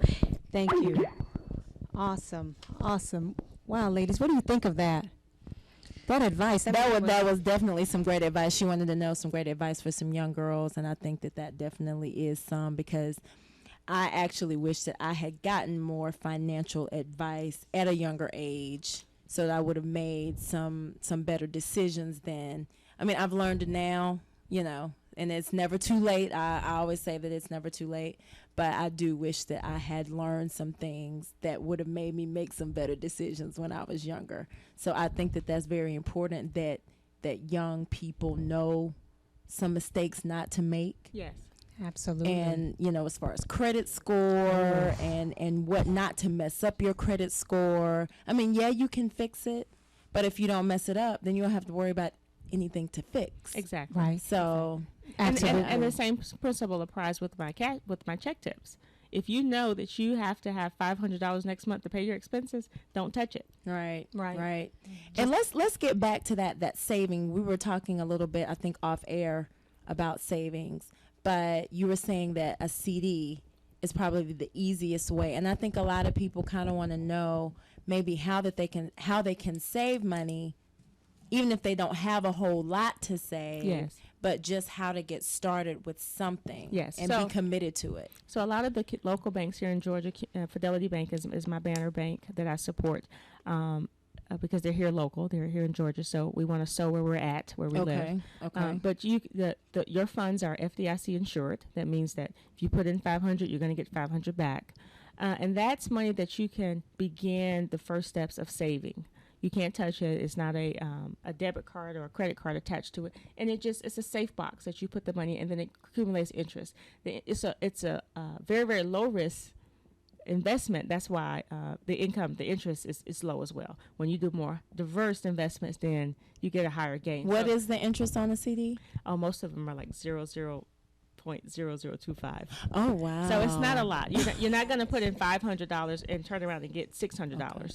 But the principle is the discipline that you get, that you have put aside $500 and you haven't touched it. Then at the end of that 6 months, then I come in and say, okay, we need to add another $500 and make it $1,000 and invest it for 12 months. And then you begin to live without that $500, without that $1,000. And how does that differ from having just a regular savings account? Well, a regular savings account, you can go get it. You can touch it. Right. A CD is a certificate of deposit. Okay. That the bank issues to you with your name on it, that has a maturity date. So if you try to get that money before that maturity date, you're going to lose money. It's going to be a penalty on that. Okay. If you put money in your savings account, $400, you go get 20, 40, 80, right. And the accessibility is there, and the convenience is there. With a CD, it gives you that discipline that you need. And then with one of my wealth advisors that will be here on Saturday for the seminar, he will bring the wealth of knowledge about IRAs and Roth IRAs and mutual funds and stocks, and to look at your entire portfolio. So the partnership with cash is the money coming in and out, your accounting system, your financial statements, your tax liability, and then the excess cash that you have left. How are you investing that for your retirement, for the later parts of your life? You know, Tamala, this is Heidi. I just wanted to mention something. Prior to the recession beginning, I had a lot of investments, and I had some IRAs that I had taken from other jobs and turned them over into Roths, and 1 or 2 CDs and things like that. When the recession hit, it just seems like all hell broke loose. I'm just going to be honest, and I feel like, and I'm sure a lot of other people do, a lot of us had to crack into things yes. that we were not, to save homes, to save investments, to save all kinds of things. People lost jobs. And so I'm at this point now where I just want to get back Yes. to where I was. And I just wanted to get your opinion on where it was one of the or what are some of the easier steps to get there, because the guilt is heavy enough, but it's just the fact that I know how much money I lost. Yes. And it's just overwhelming, and I don't know where to really start. Well, I just think we all have to just start where we're at. You know, when we wake up in the morning and we can hear the birds chirping, I'm not trying to be, this sentimental person, but I just believe and appreciate the nature and what God has given us here in the earth. And so whatever our gift or our talent is, He's given that to us, and money answereth all things. Everyone had it. That's, we're not back riding on camels and, going to temples. We go work and we earn money, and we use that to pay for our needs. Right. So we just start where we're at. And so when you talk about guilt and shame and all those things, that's what my empowerment speaker and the valuable package will bring on Saturday, because we're not just going to fix your cash, but then your thinking's wrong. We're not just going to deal with your thinking, but your bank account's negative. So the panel of experts that I will have on this Saturday, I'm bringing you a full circle, solution to your problems. I'm going to talk about your cash. They're going to talk about your heart. They're going to talk about your mind. We're going to talk about your wealth and your future, so that my attendees walk away whole with a clear perspective and vision of what they want to do in their life. So again, that website is www.tamala.joyceconsulting.com, and you can register for the seminar, and it's free. That's even better. Did y'all hear that? The seminar is free. Did y'all hear that? The cost is free. I mean, did So y'all we hear all that? could afford that. In addition, there will be some one-on-one. Will there be? I'm sorry. Will there be one-on-one consulting on Saturday, May the 3rd, for this free seminar? Well, what we're going to do is we're going to allow all the individuals to get the information from all of my corporate sponsors and my presenters. So for anybody that wants a one-on-one session with me, I'll have my business cards and information there that we can set that up offline. They will have books available for people to purchase, and all of my partners will have their information to share with the attendees. But the entire seminar is from 9 a.m. until 2. So based on people's schedule, I don't know if people will come in exactly at 9 or 10. But you don't want to miss the empowerment speaker, former CNN anchor Sharon Frame, at 12 o'clock. You definitely want to be here at 12 o'clock to hear that, because she's just going to transform the way that you think. She has a principle of being plugged in, powered up, and pushing through to your personal greatness. And I've been using that philosophy for about 8 years. So it's just great information. Okay. Hey, Tamala, we had a caller that called just a moment ago, and if you guys would just bear with me, this is Shay. We're going to try to give that caller a call back and see if we can get their question answered. We won't be able to get them on the line? Okay. Well, I'm sorry. Okay, well, this is Shay with Urban Voices, and number here is 678-701-3738. Caller, if you try calling, we apologize. But this coming Saturday, May 3rd, from 9 to 2, you can come out and meet Tamala Joyce, the financial consultant / guru. She'll be here at 620 Interchange Drive, Atlanta, Georgia, Saturday, May 3rd, 2014, from 9 to 2 p.m. at Giving a Hand. And she'll be giving more than a hand. She'll be giving you a chance to start over and save some money. Again, that's Tamala Joyce, financial guru. She'll be here on Saturday, May 3rd. And what was your website again? The website again is www.tamala.joyceconsulting.com. Awesome. Do you have a phone number or anything that you'd like to give out, or any other information? Yes, the callers, they can reach me directly at 404-723-1581. Again, that number is 404-723-1581. Awesome. We've got that 404-723-1581. And that's the dynamic Tamala Joyce, financial guru. We thank you so much for joining us today. Yes, thank you. Thank you very much. Wonderful. All right. This is Shay with Urban Voices. We'll be right back talking about our next topic of domestic violence. Stay tuned. You don't want to miss this. This is going to be dynamic.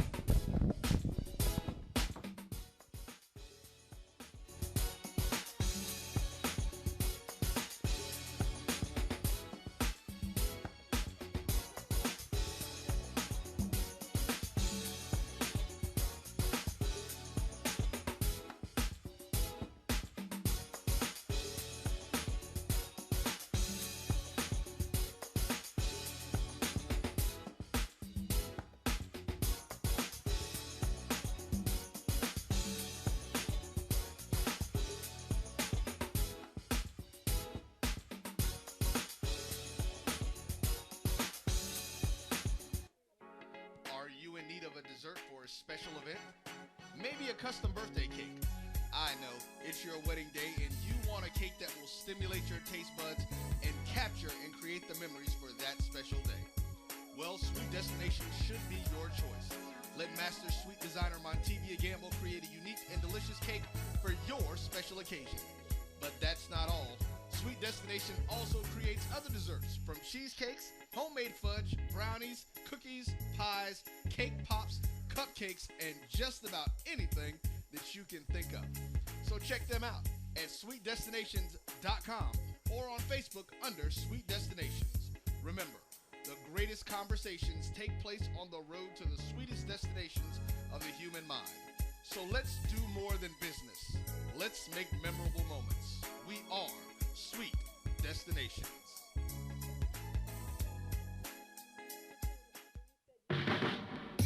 Everyone needs a way to add gold to their financial portfolio. Carrot Bars International makes gold affordable to the masses with the freegoldplan.com. Get gold in 24-karat 999.9% pure gold bullion in small affordable weights. Save your money in gold and even get paid to share with others how to do the same. No broker fees, no setup fees, and with referrals, your gold can be free. Go to thefreegoldplan.com. That's thefreegoldplan.com now. Tap Out Studios of Hollywood is one of Atlanta's newest visual and performing arts centers designed for you to perfect your creativity. Our 3,000 square foot event space includes a full bar, VIP section, movie screen, and 2 stages.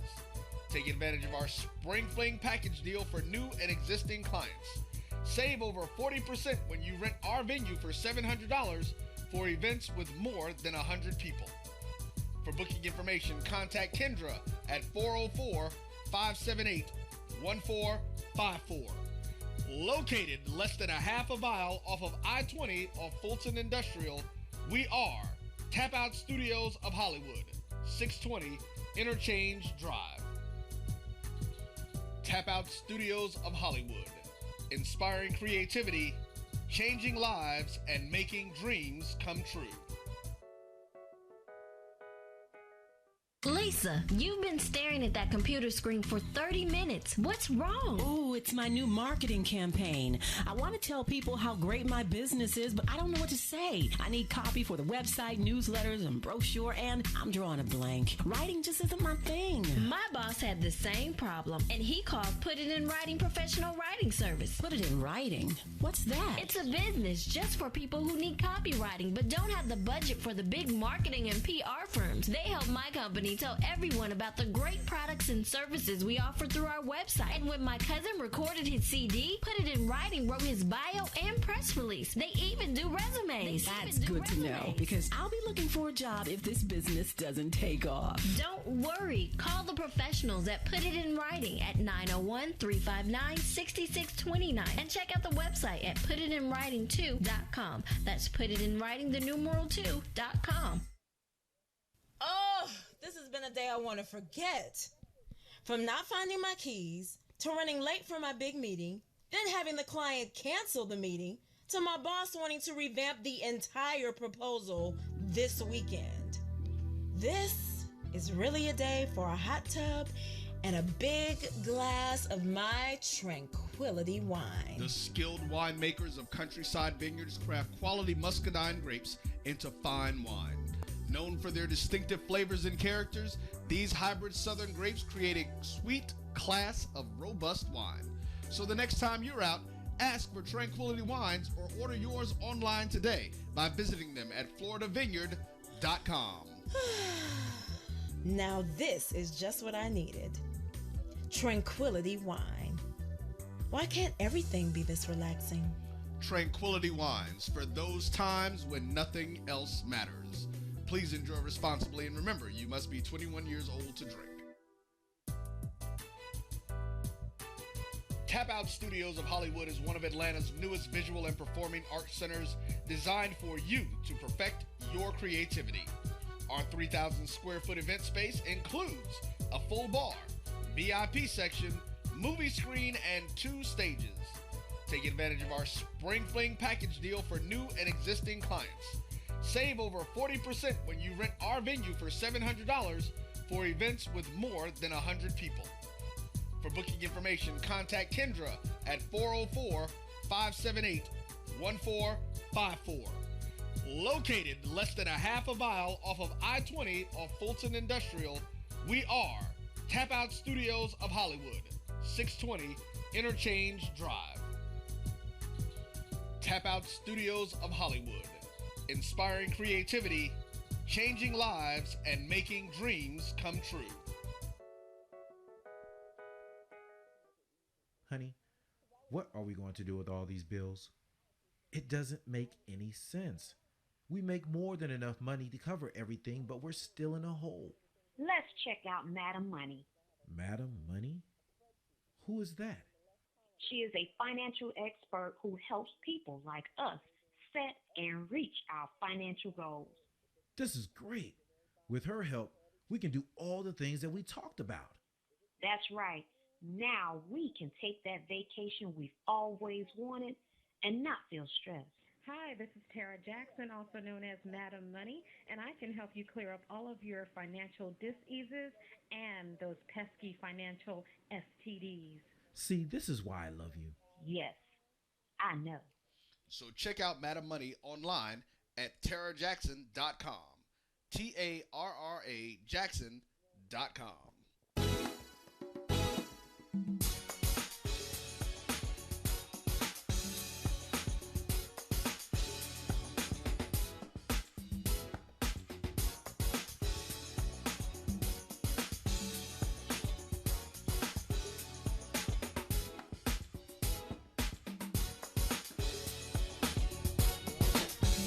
Okay, welcome back to Urban Voices. Wow, that was awesome. We just had the fantastic Tamala Joyce. Our contact information again, her number was 404-723-1581. She'll be here at 620 Interchange Drive on Saturday, May 3rd, 2014 from 9 to 2 p.m. doing her financial principles seminar. Again, come out and see Tamala Joyce Consulting presents the 2014 Financial Principles Seminar. Well, welcome back, and I'm Shay. This is Heidi. And I'm Don Michelle. Okay, well, we've had some great topics this evening. We've had a great guest, and now we're going to get into another topic that has been in the media for the last couple of weeks, and it's personal, and I won't say dear to my heart, but it's near to my heart, and it's domestic violence, and it affects so many of us, women and men, and unfortunately children these days, and I wanted to talk about this tonight. I had asked our producer when we were getting together our topics, I'd asked if we could speak about this because this past week we had a couple of issues in the news about a woman, or a couple of women that were killed by men. There were a couple of murder-suicides, and then they had on the news this past week a young man who was killed by his father last year. He was abused, he was neglected, and the teacher had even notified the DFACS, and they did an investigation, but of course it was too late, and by the time they were able to actually do something about it, the young man was dead. And it just disturbs me on so many different levels. And I just want to ask my panelists, what's your feelings about domestic violence? I mean, just this week, just for instance, at the mall shooting here in Cobb County, where the man shot the woman, and I just found out that she wound up passing away, and then he went home and shot himself. Well, this is Heidi. Domestic violence, well, let me back up.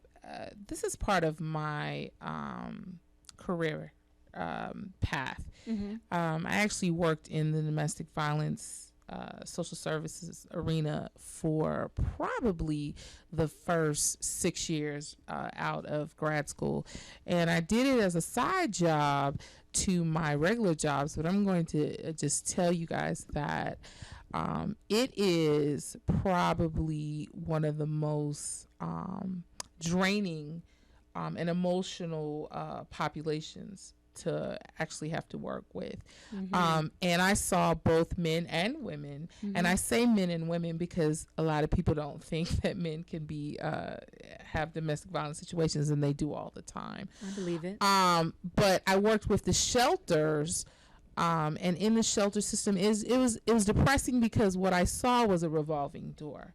And I saw women who would come into the shelter, get resources they need, build some strength, get their kids back through Department of Family and Children Services and so forth, go back out into the world, and then unfortunately end up back with their abusers.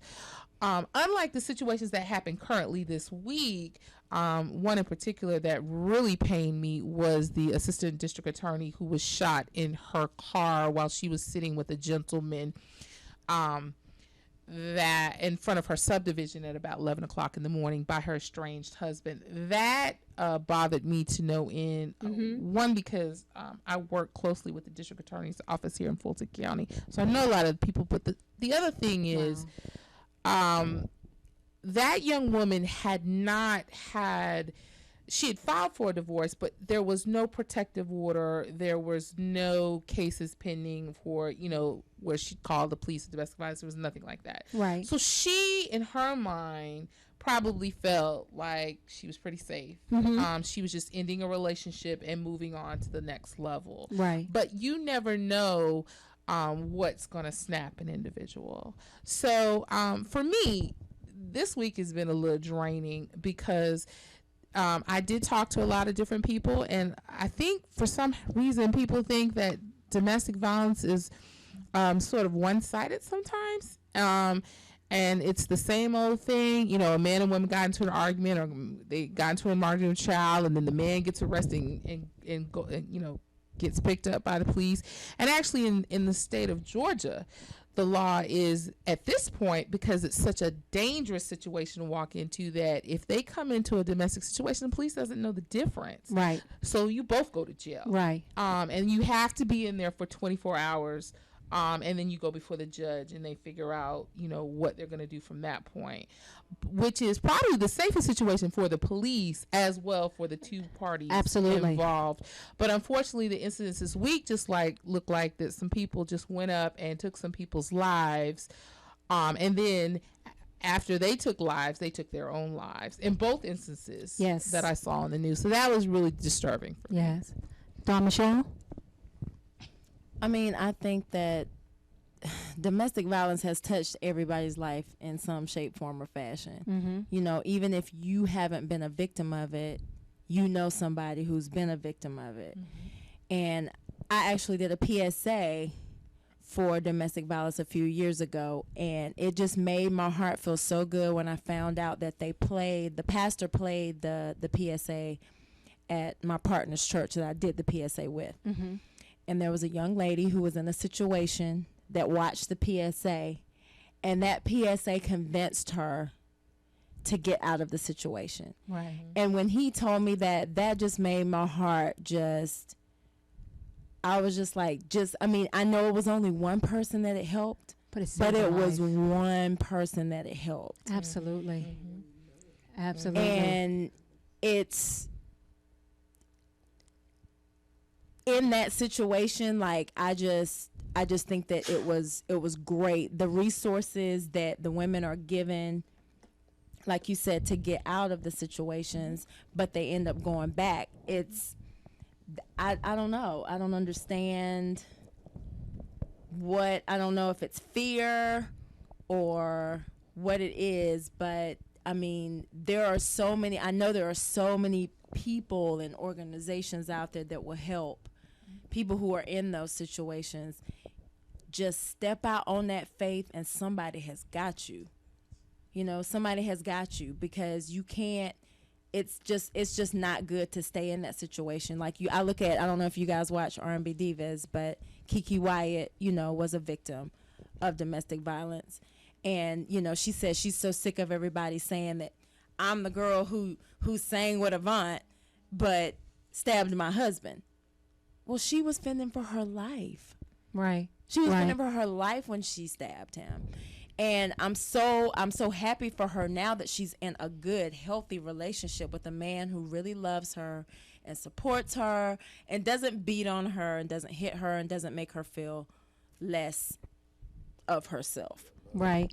Well, I'll tell you, and I'll tell you a personal story. I was a victim of domestic violence for 17 months, 2 weeks, 3 days. Oh, she got that thing counted down to Right. a day. Wow. And it started when I was 6 months pregnant. Oh, wow. And I listen to people now, and people who know me said, "You?" And I was young. And people, "Oh, no, not you, not you." And what I want people to know, it has nothing to do with low self-esteem. It has nothing to do with not knowing any better. Okay. It doesn't have anything to do with not being raised properly or having grown up in a home where you saw it. And I'm saying those can be very valid reasons for it occurring. Yeah, and they may be reasons for some people. For some of them, right. But in my case, it wasn't, because I didn't grow up in a household where I saw abuse. I didn't grow up in a household where I was abused or neglected. I grew up in a household where I was loved and I was taught to love. And I was just in a relationship or in a place where it was an older person, it was an older man, and I was younger and I was feisty and I had a quick mouth. Surprise there, right? Quick wit. And I was a challenge. And his thing was, I can show you, I can break you. You're not as tough as you think you are. And my thing was, what are you talking about? Yes, I am. Yes, I am. And it started with a slap. And it was like, huh? Surely not. I'm 6 months pregnant, and surely that didn't just happen. And then when they say, when it happens the first time, you get out, and it's true. You think, okay, that was a mistake. That wasn't what I thought it was. Surely he wasn't thinking clearly. Right. Surely that was just going to be the only time. And then again, it was something else. But then later on, I learned that there were some other issues there that he was dealing with, some other demons that he had that I knew nothing about, that had absolutely nothing to do with me. But then when I began to realize that it was not me, that there was more to it, and it wasn't an everyday occurrence, and it wasn't always, but then I realized, wait a minute, I'm worth so much more than this, and I want so much more for myself. And I understood that I had to want more for me. And people will use the thing that nobody loves you, you don't have anywhere to go, you don't have this, you don't have that. And when you're living in a place where you feel secluded from your family, and people well, not people, he used that to control, if you will, or to keep me subdued. But when I came out of that, there was nothing that he nor anyone else could ever tell me or do to me. And I didn't let that control me. I didn't allow that to change the way I felt about people or allow that to hinder me. But when I see these stories about the man who shot the woman at the mall, or these murder-suicides, and I'll be honest, there was one night when I had enough, and I woke up, and it's a statute of limitations, so I don't think I can go to jail for it now, right? So, but my name is Shay. But I remember waking up, and I had a knife under my pillow because I had made up my mind that night. I had made up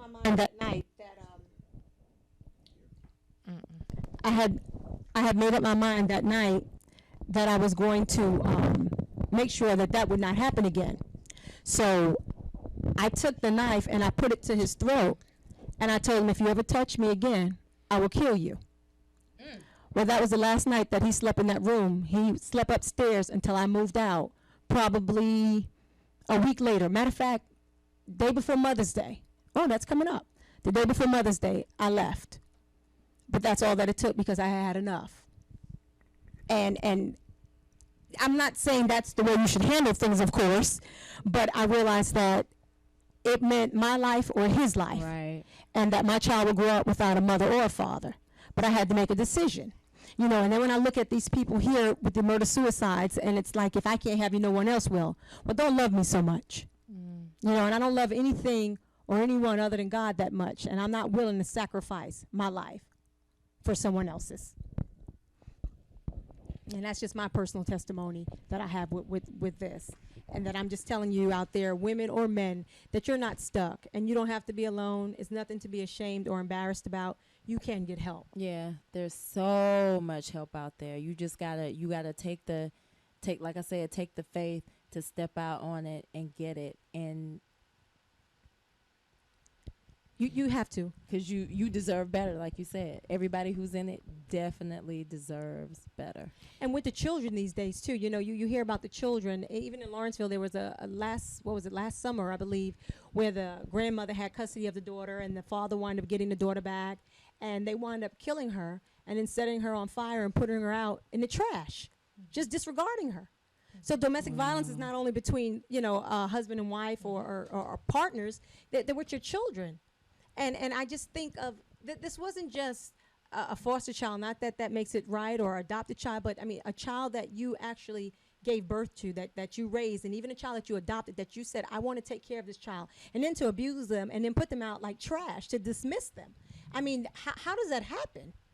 Yeah, that young lady's name was Amani Moss, and she will be forever grained in as one of the major names in this city, as well as in my business, because I'm in nonprofits and social service world.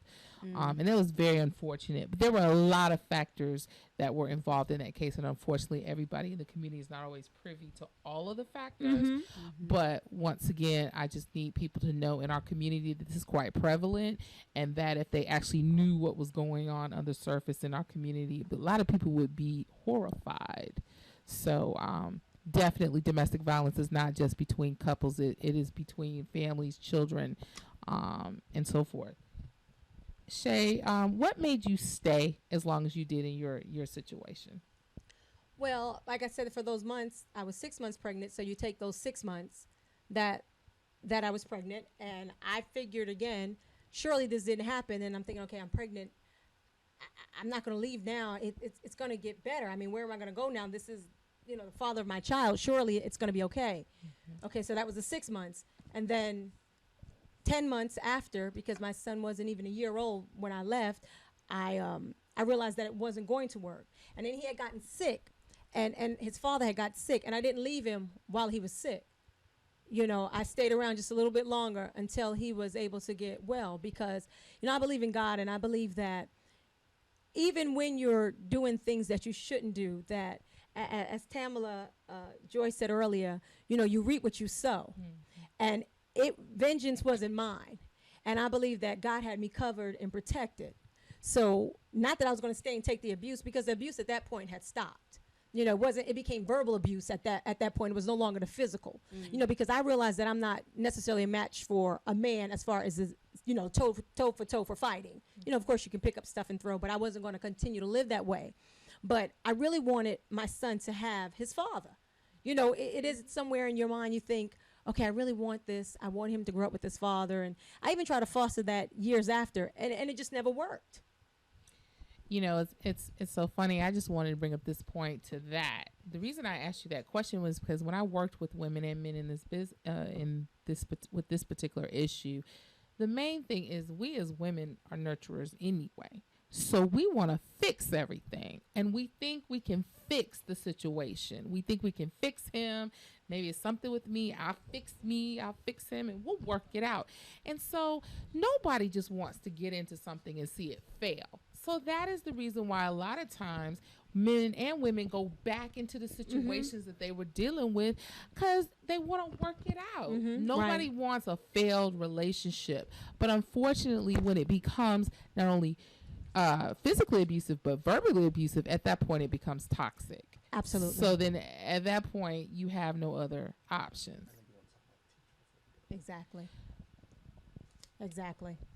So I just wanted to bring that up to mirror your point, Shay, because it is the nurturing piece that a lot of time we want to stay a little longer. Yeah, well, sometimes we just have to know when to let go, and that's what I did, and I just thank God that I'm still here, But I appreciate that and the support that I received that allowed me to get out of that situation. And, but there's another part of I believe is domestic violence, if you will. It's on a different level. It's recently we had in the news where a teacher was giving a student a lap dance. And it's a teacher that was in Texas. She was a 42-year-old teacher, my age, and she was giving a lap dance to a middle school student, which I think was about 12, maybe 13 years old. And that's domestic violence. That's abuse. Crazy. I mean, that's crazy. Dawn Michelle, what's your take on that? That's crazy. Totally unacceptable, huh? She's crazy. And sum it up in one word. I mean, I really don't. I don't even really know what else to say, but that she's crazy. It was for his birthday. It was his birthday. It was And based her on- rationale was that the students told her to do it. Right. They dared her, or you're they, a 42-year-old grown adult, and you're in a classroom full of middle school children. What kind of, what's the word I'm looking for? Woman? What kind? I mean, what can they tell you that you don't already know as a 42-year-old woman? And what in your possible mind of your education of all of the education that you got to be a teacher, told you that it was okay to give a lap dance to a student for their birthday? Well, this is Heidi. I just wanted to make this point. At the end of the dance, she allegedly, once again, we're not there. Right. She allegedly hugged the student and said, "I love you, baby. Happy birthday." Okay, so that prompted me to look at the tape of her as she was being followed by the reporters. And one of the reporters specifically asked her, "Did you have an inappropriate relationship with one of your students at the school?" Each time they asked her that, she slowly dropped her head and then she said, "No comment." Okay, so at this point, it's kind of obvious to me that there's way more going on than this so-called lap dance, that this teacher probably had some type of relationship that was extremely inappropriate with this male child. So that's the first thing. And then the second thing is, and I just want to say this, and I'm going to be done with it. Every man that I've spoken to about this week has had the same response. Heidi, where were these teachers when I was in school? Really? They're joking. No, they're serious. No, they're serious. They're serious. They're serious. Every professional man I spoke to, every common worker was like, if it had been my son, I would have been, way to go, son. How did you do? But if it had been their daughter, they would have raised holy hell. Different story. So I just want to make this statement, because a good friend of mine who is a male and a teacher made a very good point to me before I came in here tonight. And he said, the issue is that you don't know how down the line and in the future this is going to psychologically affect this male child. You don't know if he's going to have trouble, because now everybody thinks that he's the man and he's supposed to be the man in the school. So you don't know how that's going to affect him with relating to other young women his age, let alone any other woman who's not his age. Right. So there could be a host of other issues that happen. And I just had to say that for you men out there who just think, this was the man who got this lap dance from this 42-year-old woman. Okay, Shawana. I would just like to say again, social media. I don't know what she was thinking, that all the kids at 5 years old now have cell phones. And anywhere you are, somebody's going to have a recording device, and they're going to catch it on social media. They're going to have it on YouTube. Yeah, and that's what I wanted to ask. Was it recorded? Was it recorded? There actually is a report that says in the thing that it was recording.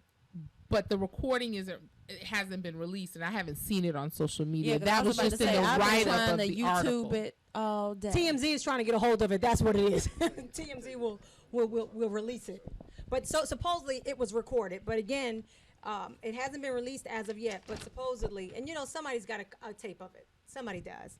But anyway, I'm sure we're going to hear more about this teacher here in Texas and some other ones coming up. But we're at the end of our show for this week, and I just want to thank you all for listening, and we ask you to join us again next week for some more hot topics on Urban Voices. I'm Shay. This is Heidi. And I'm Dawn Michelle. We just thank you again, and we hope you enjoyed it. Join us again next week. We'll talk to you then. Bye.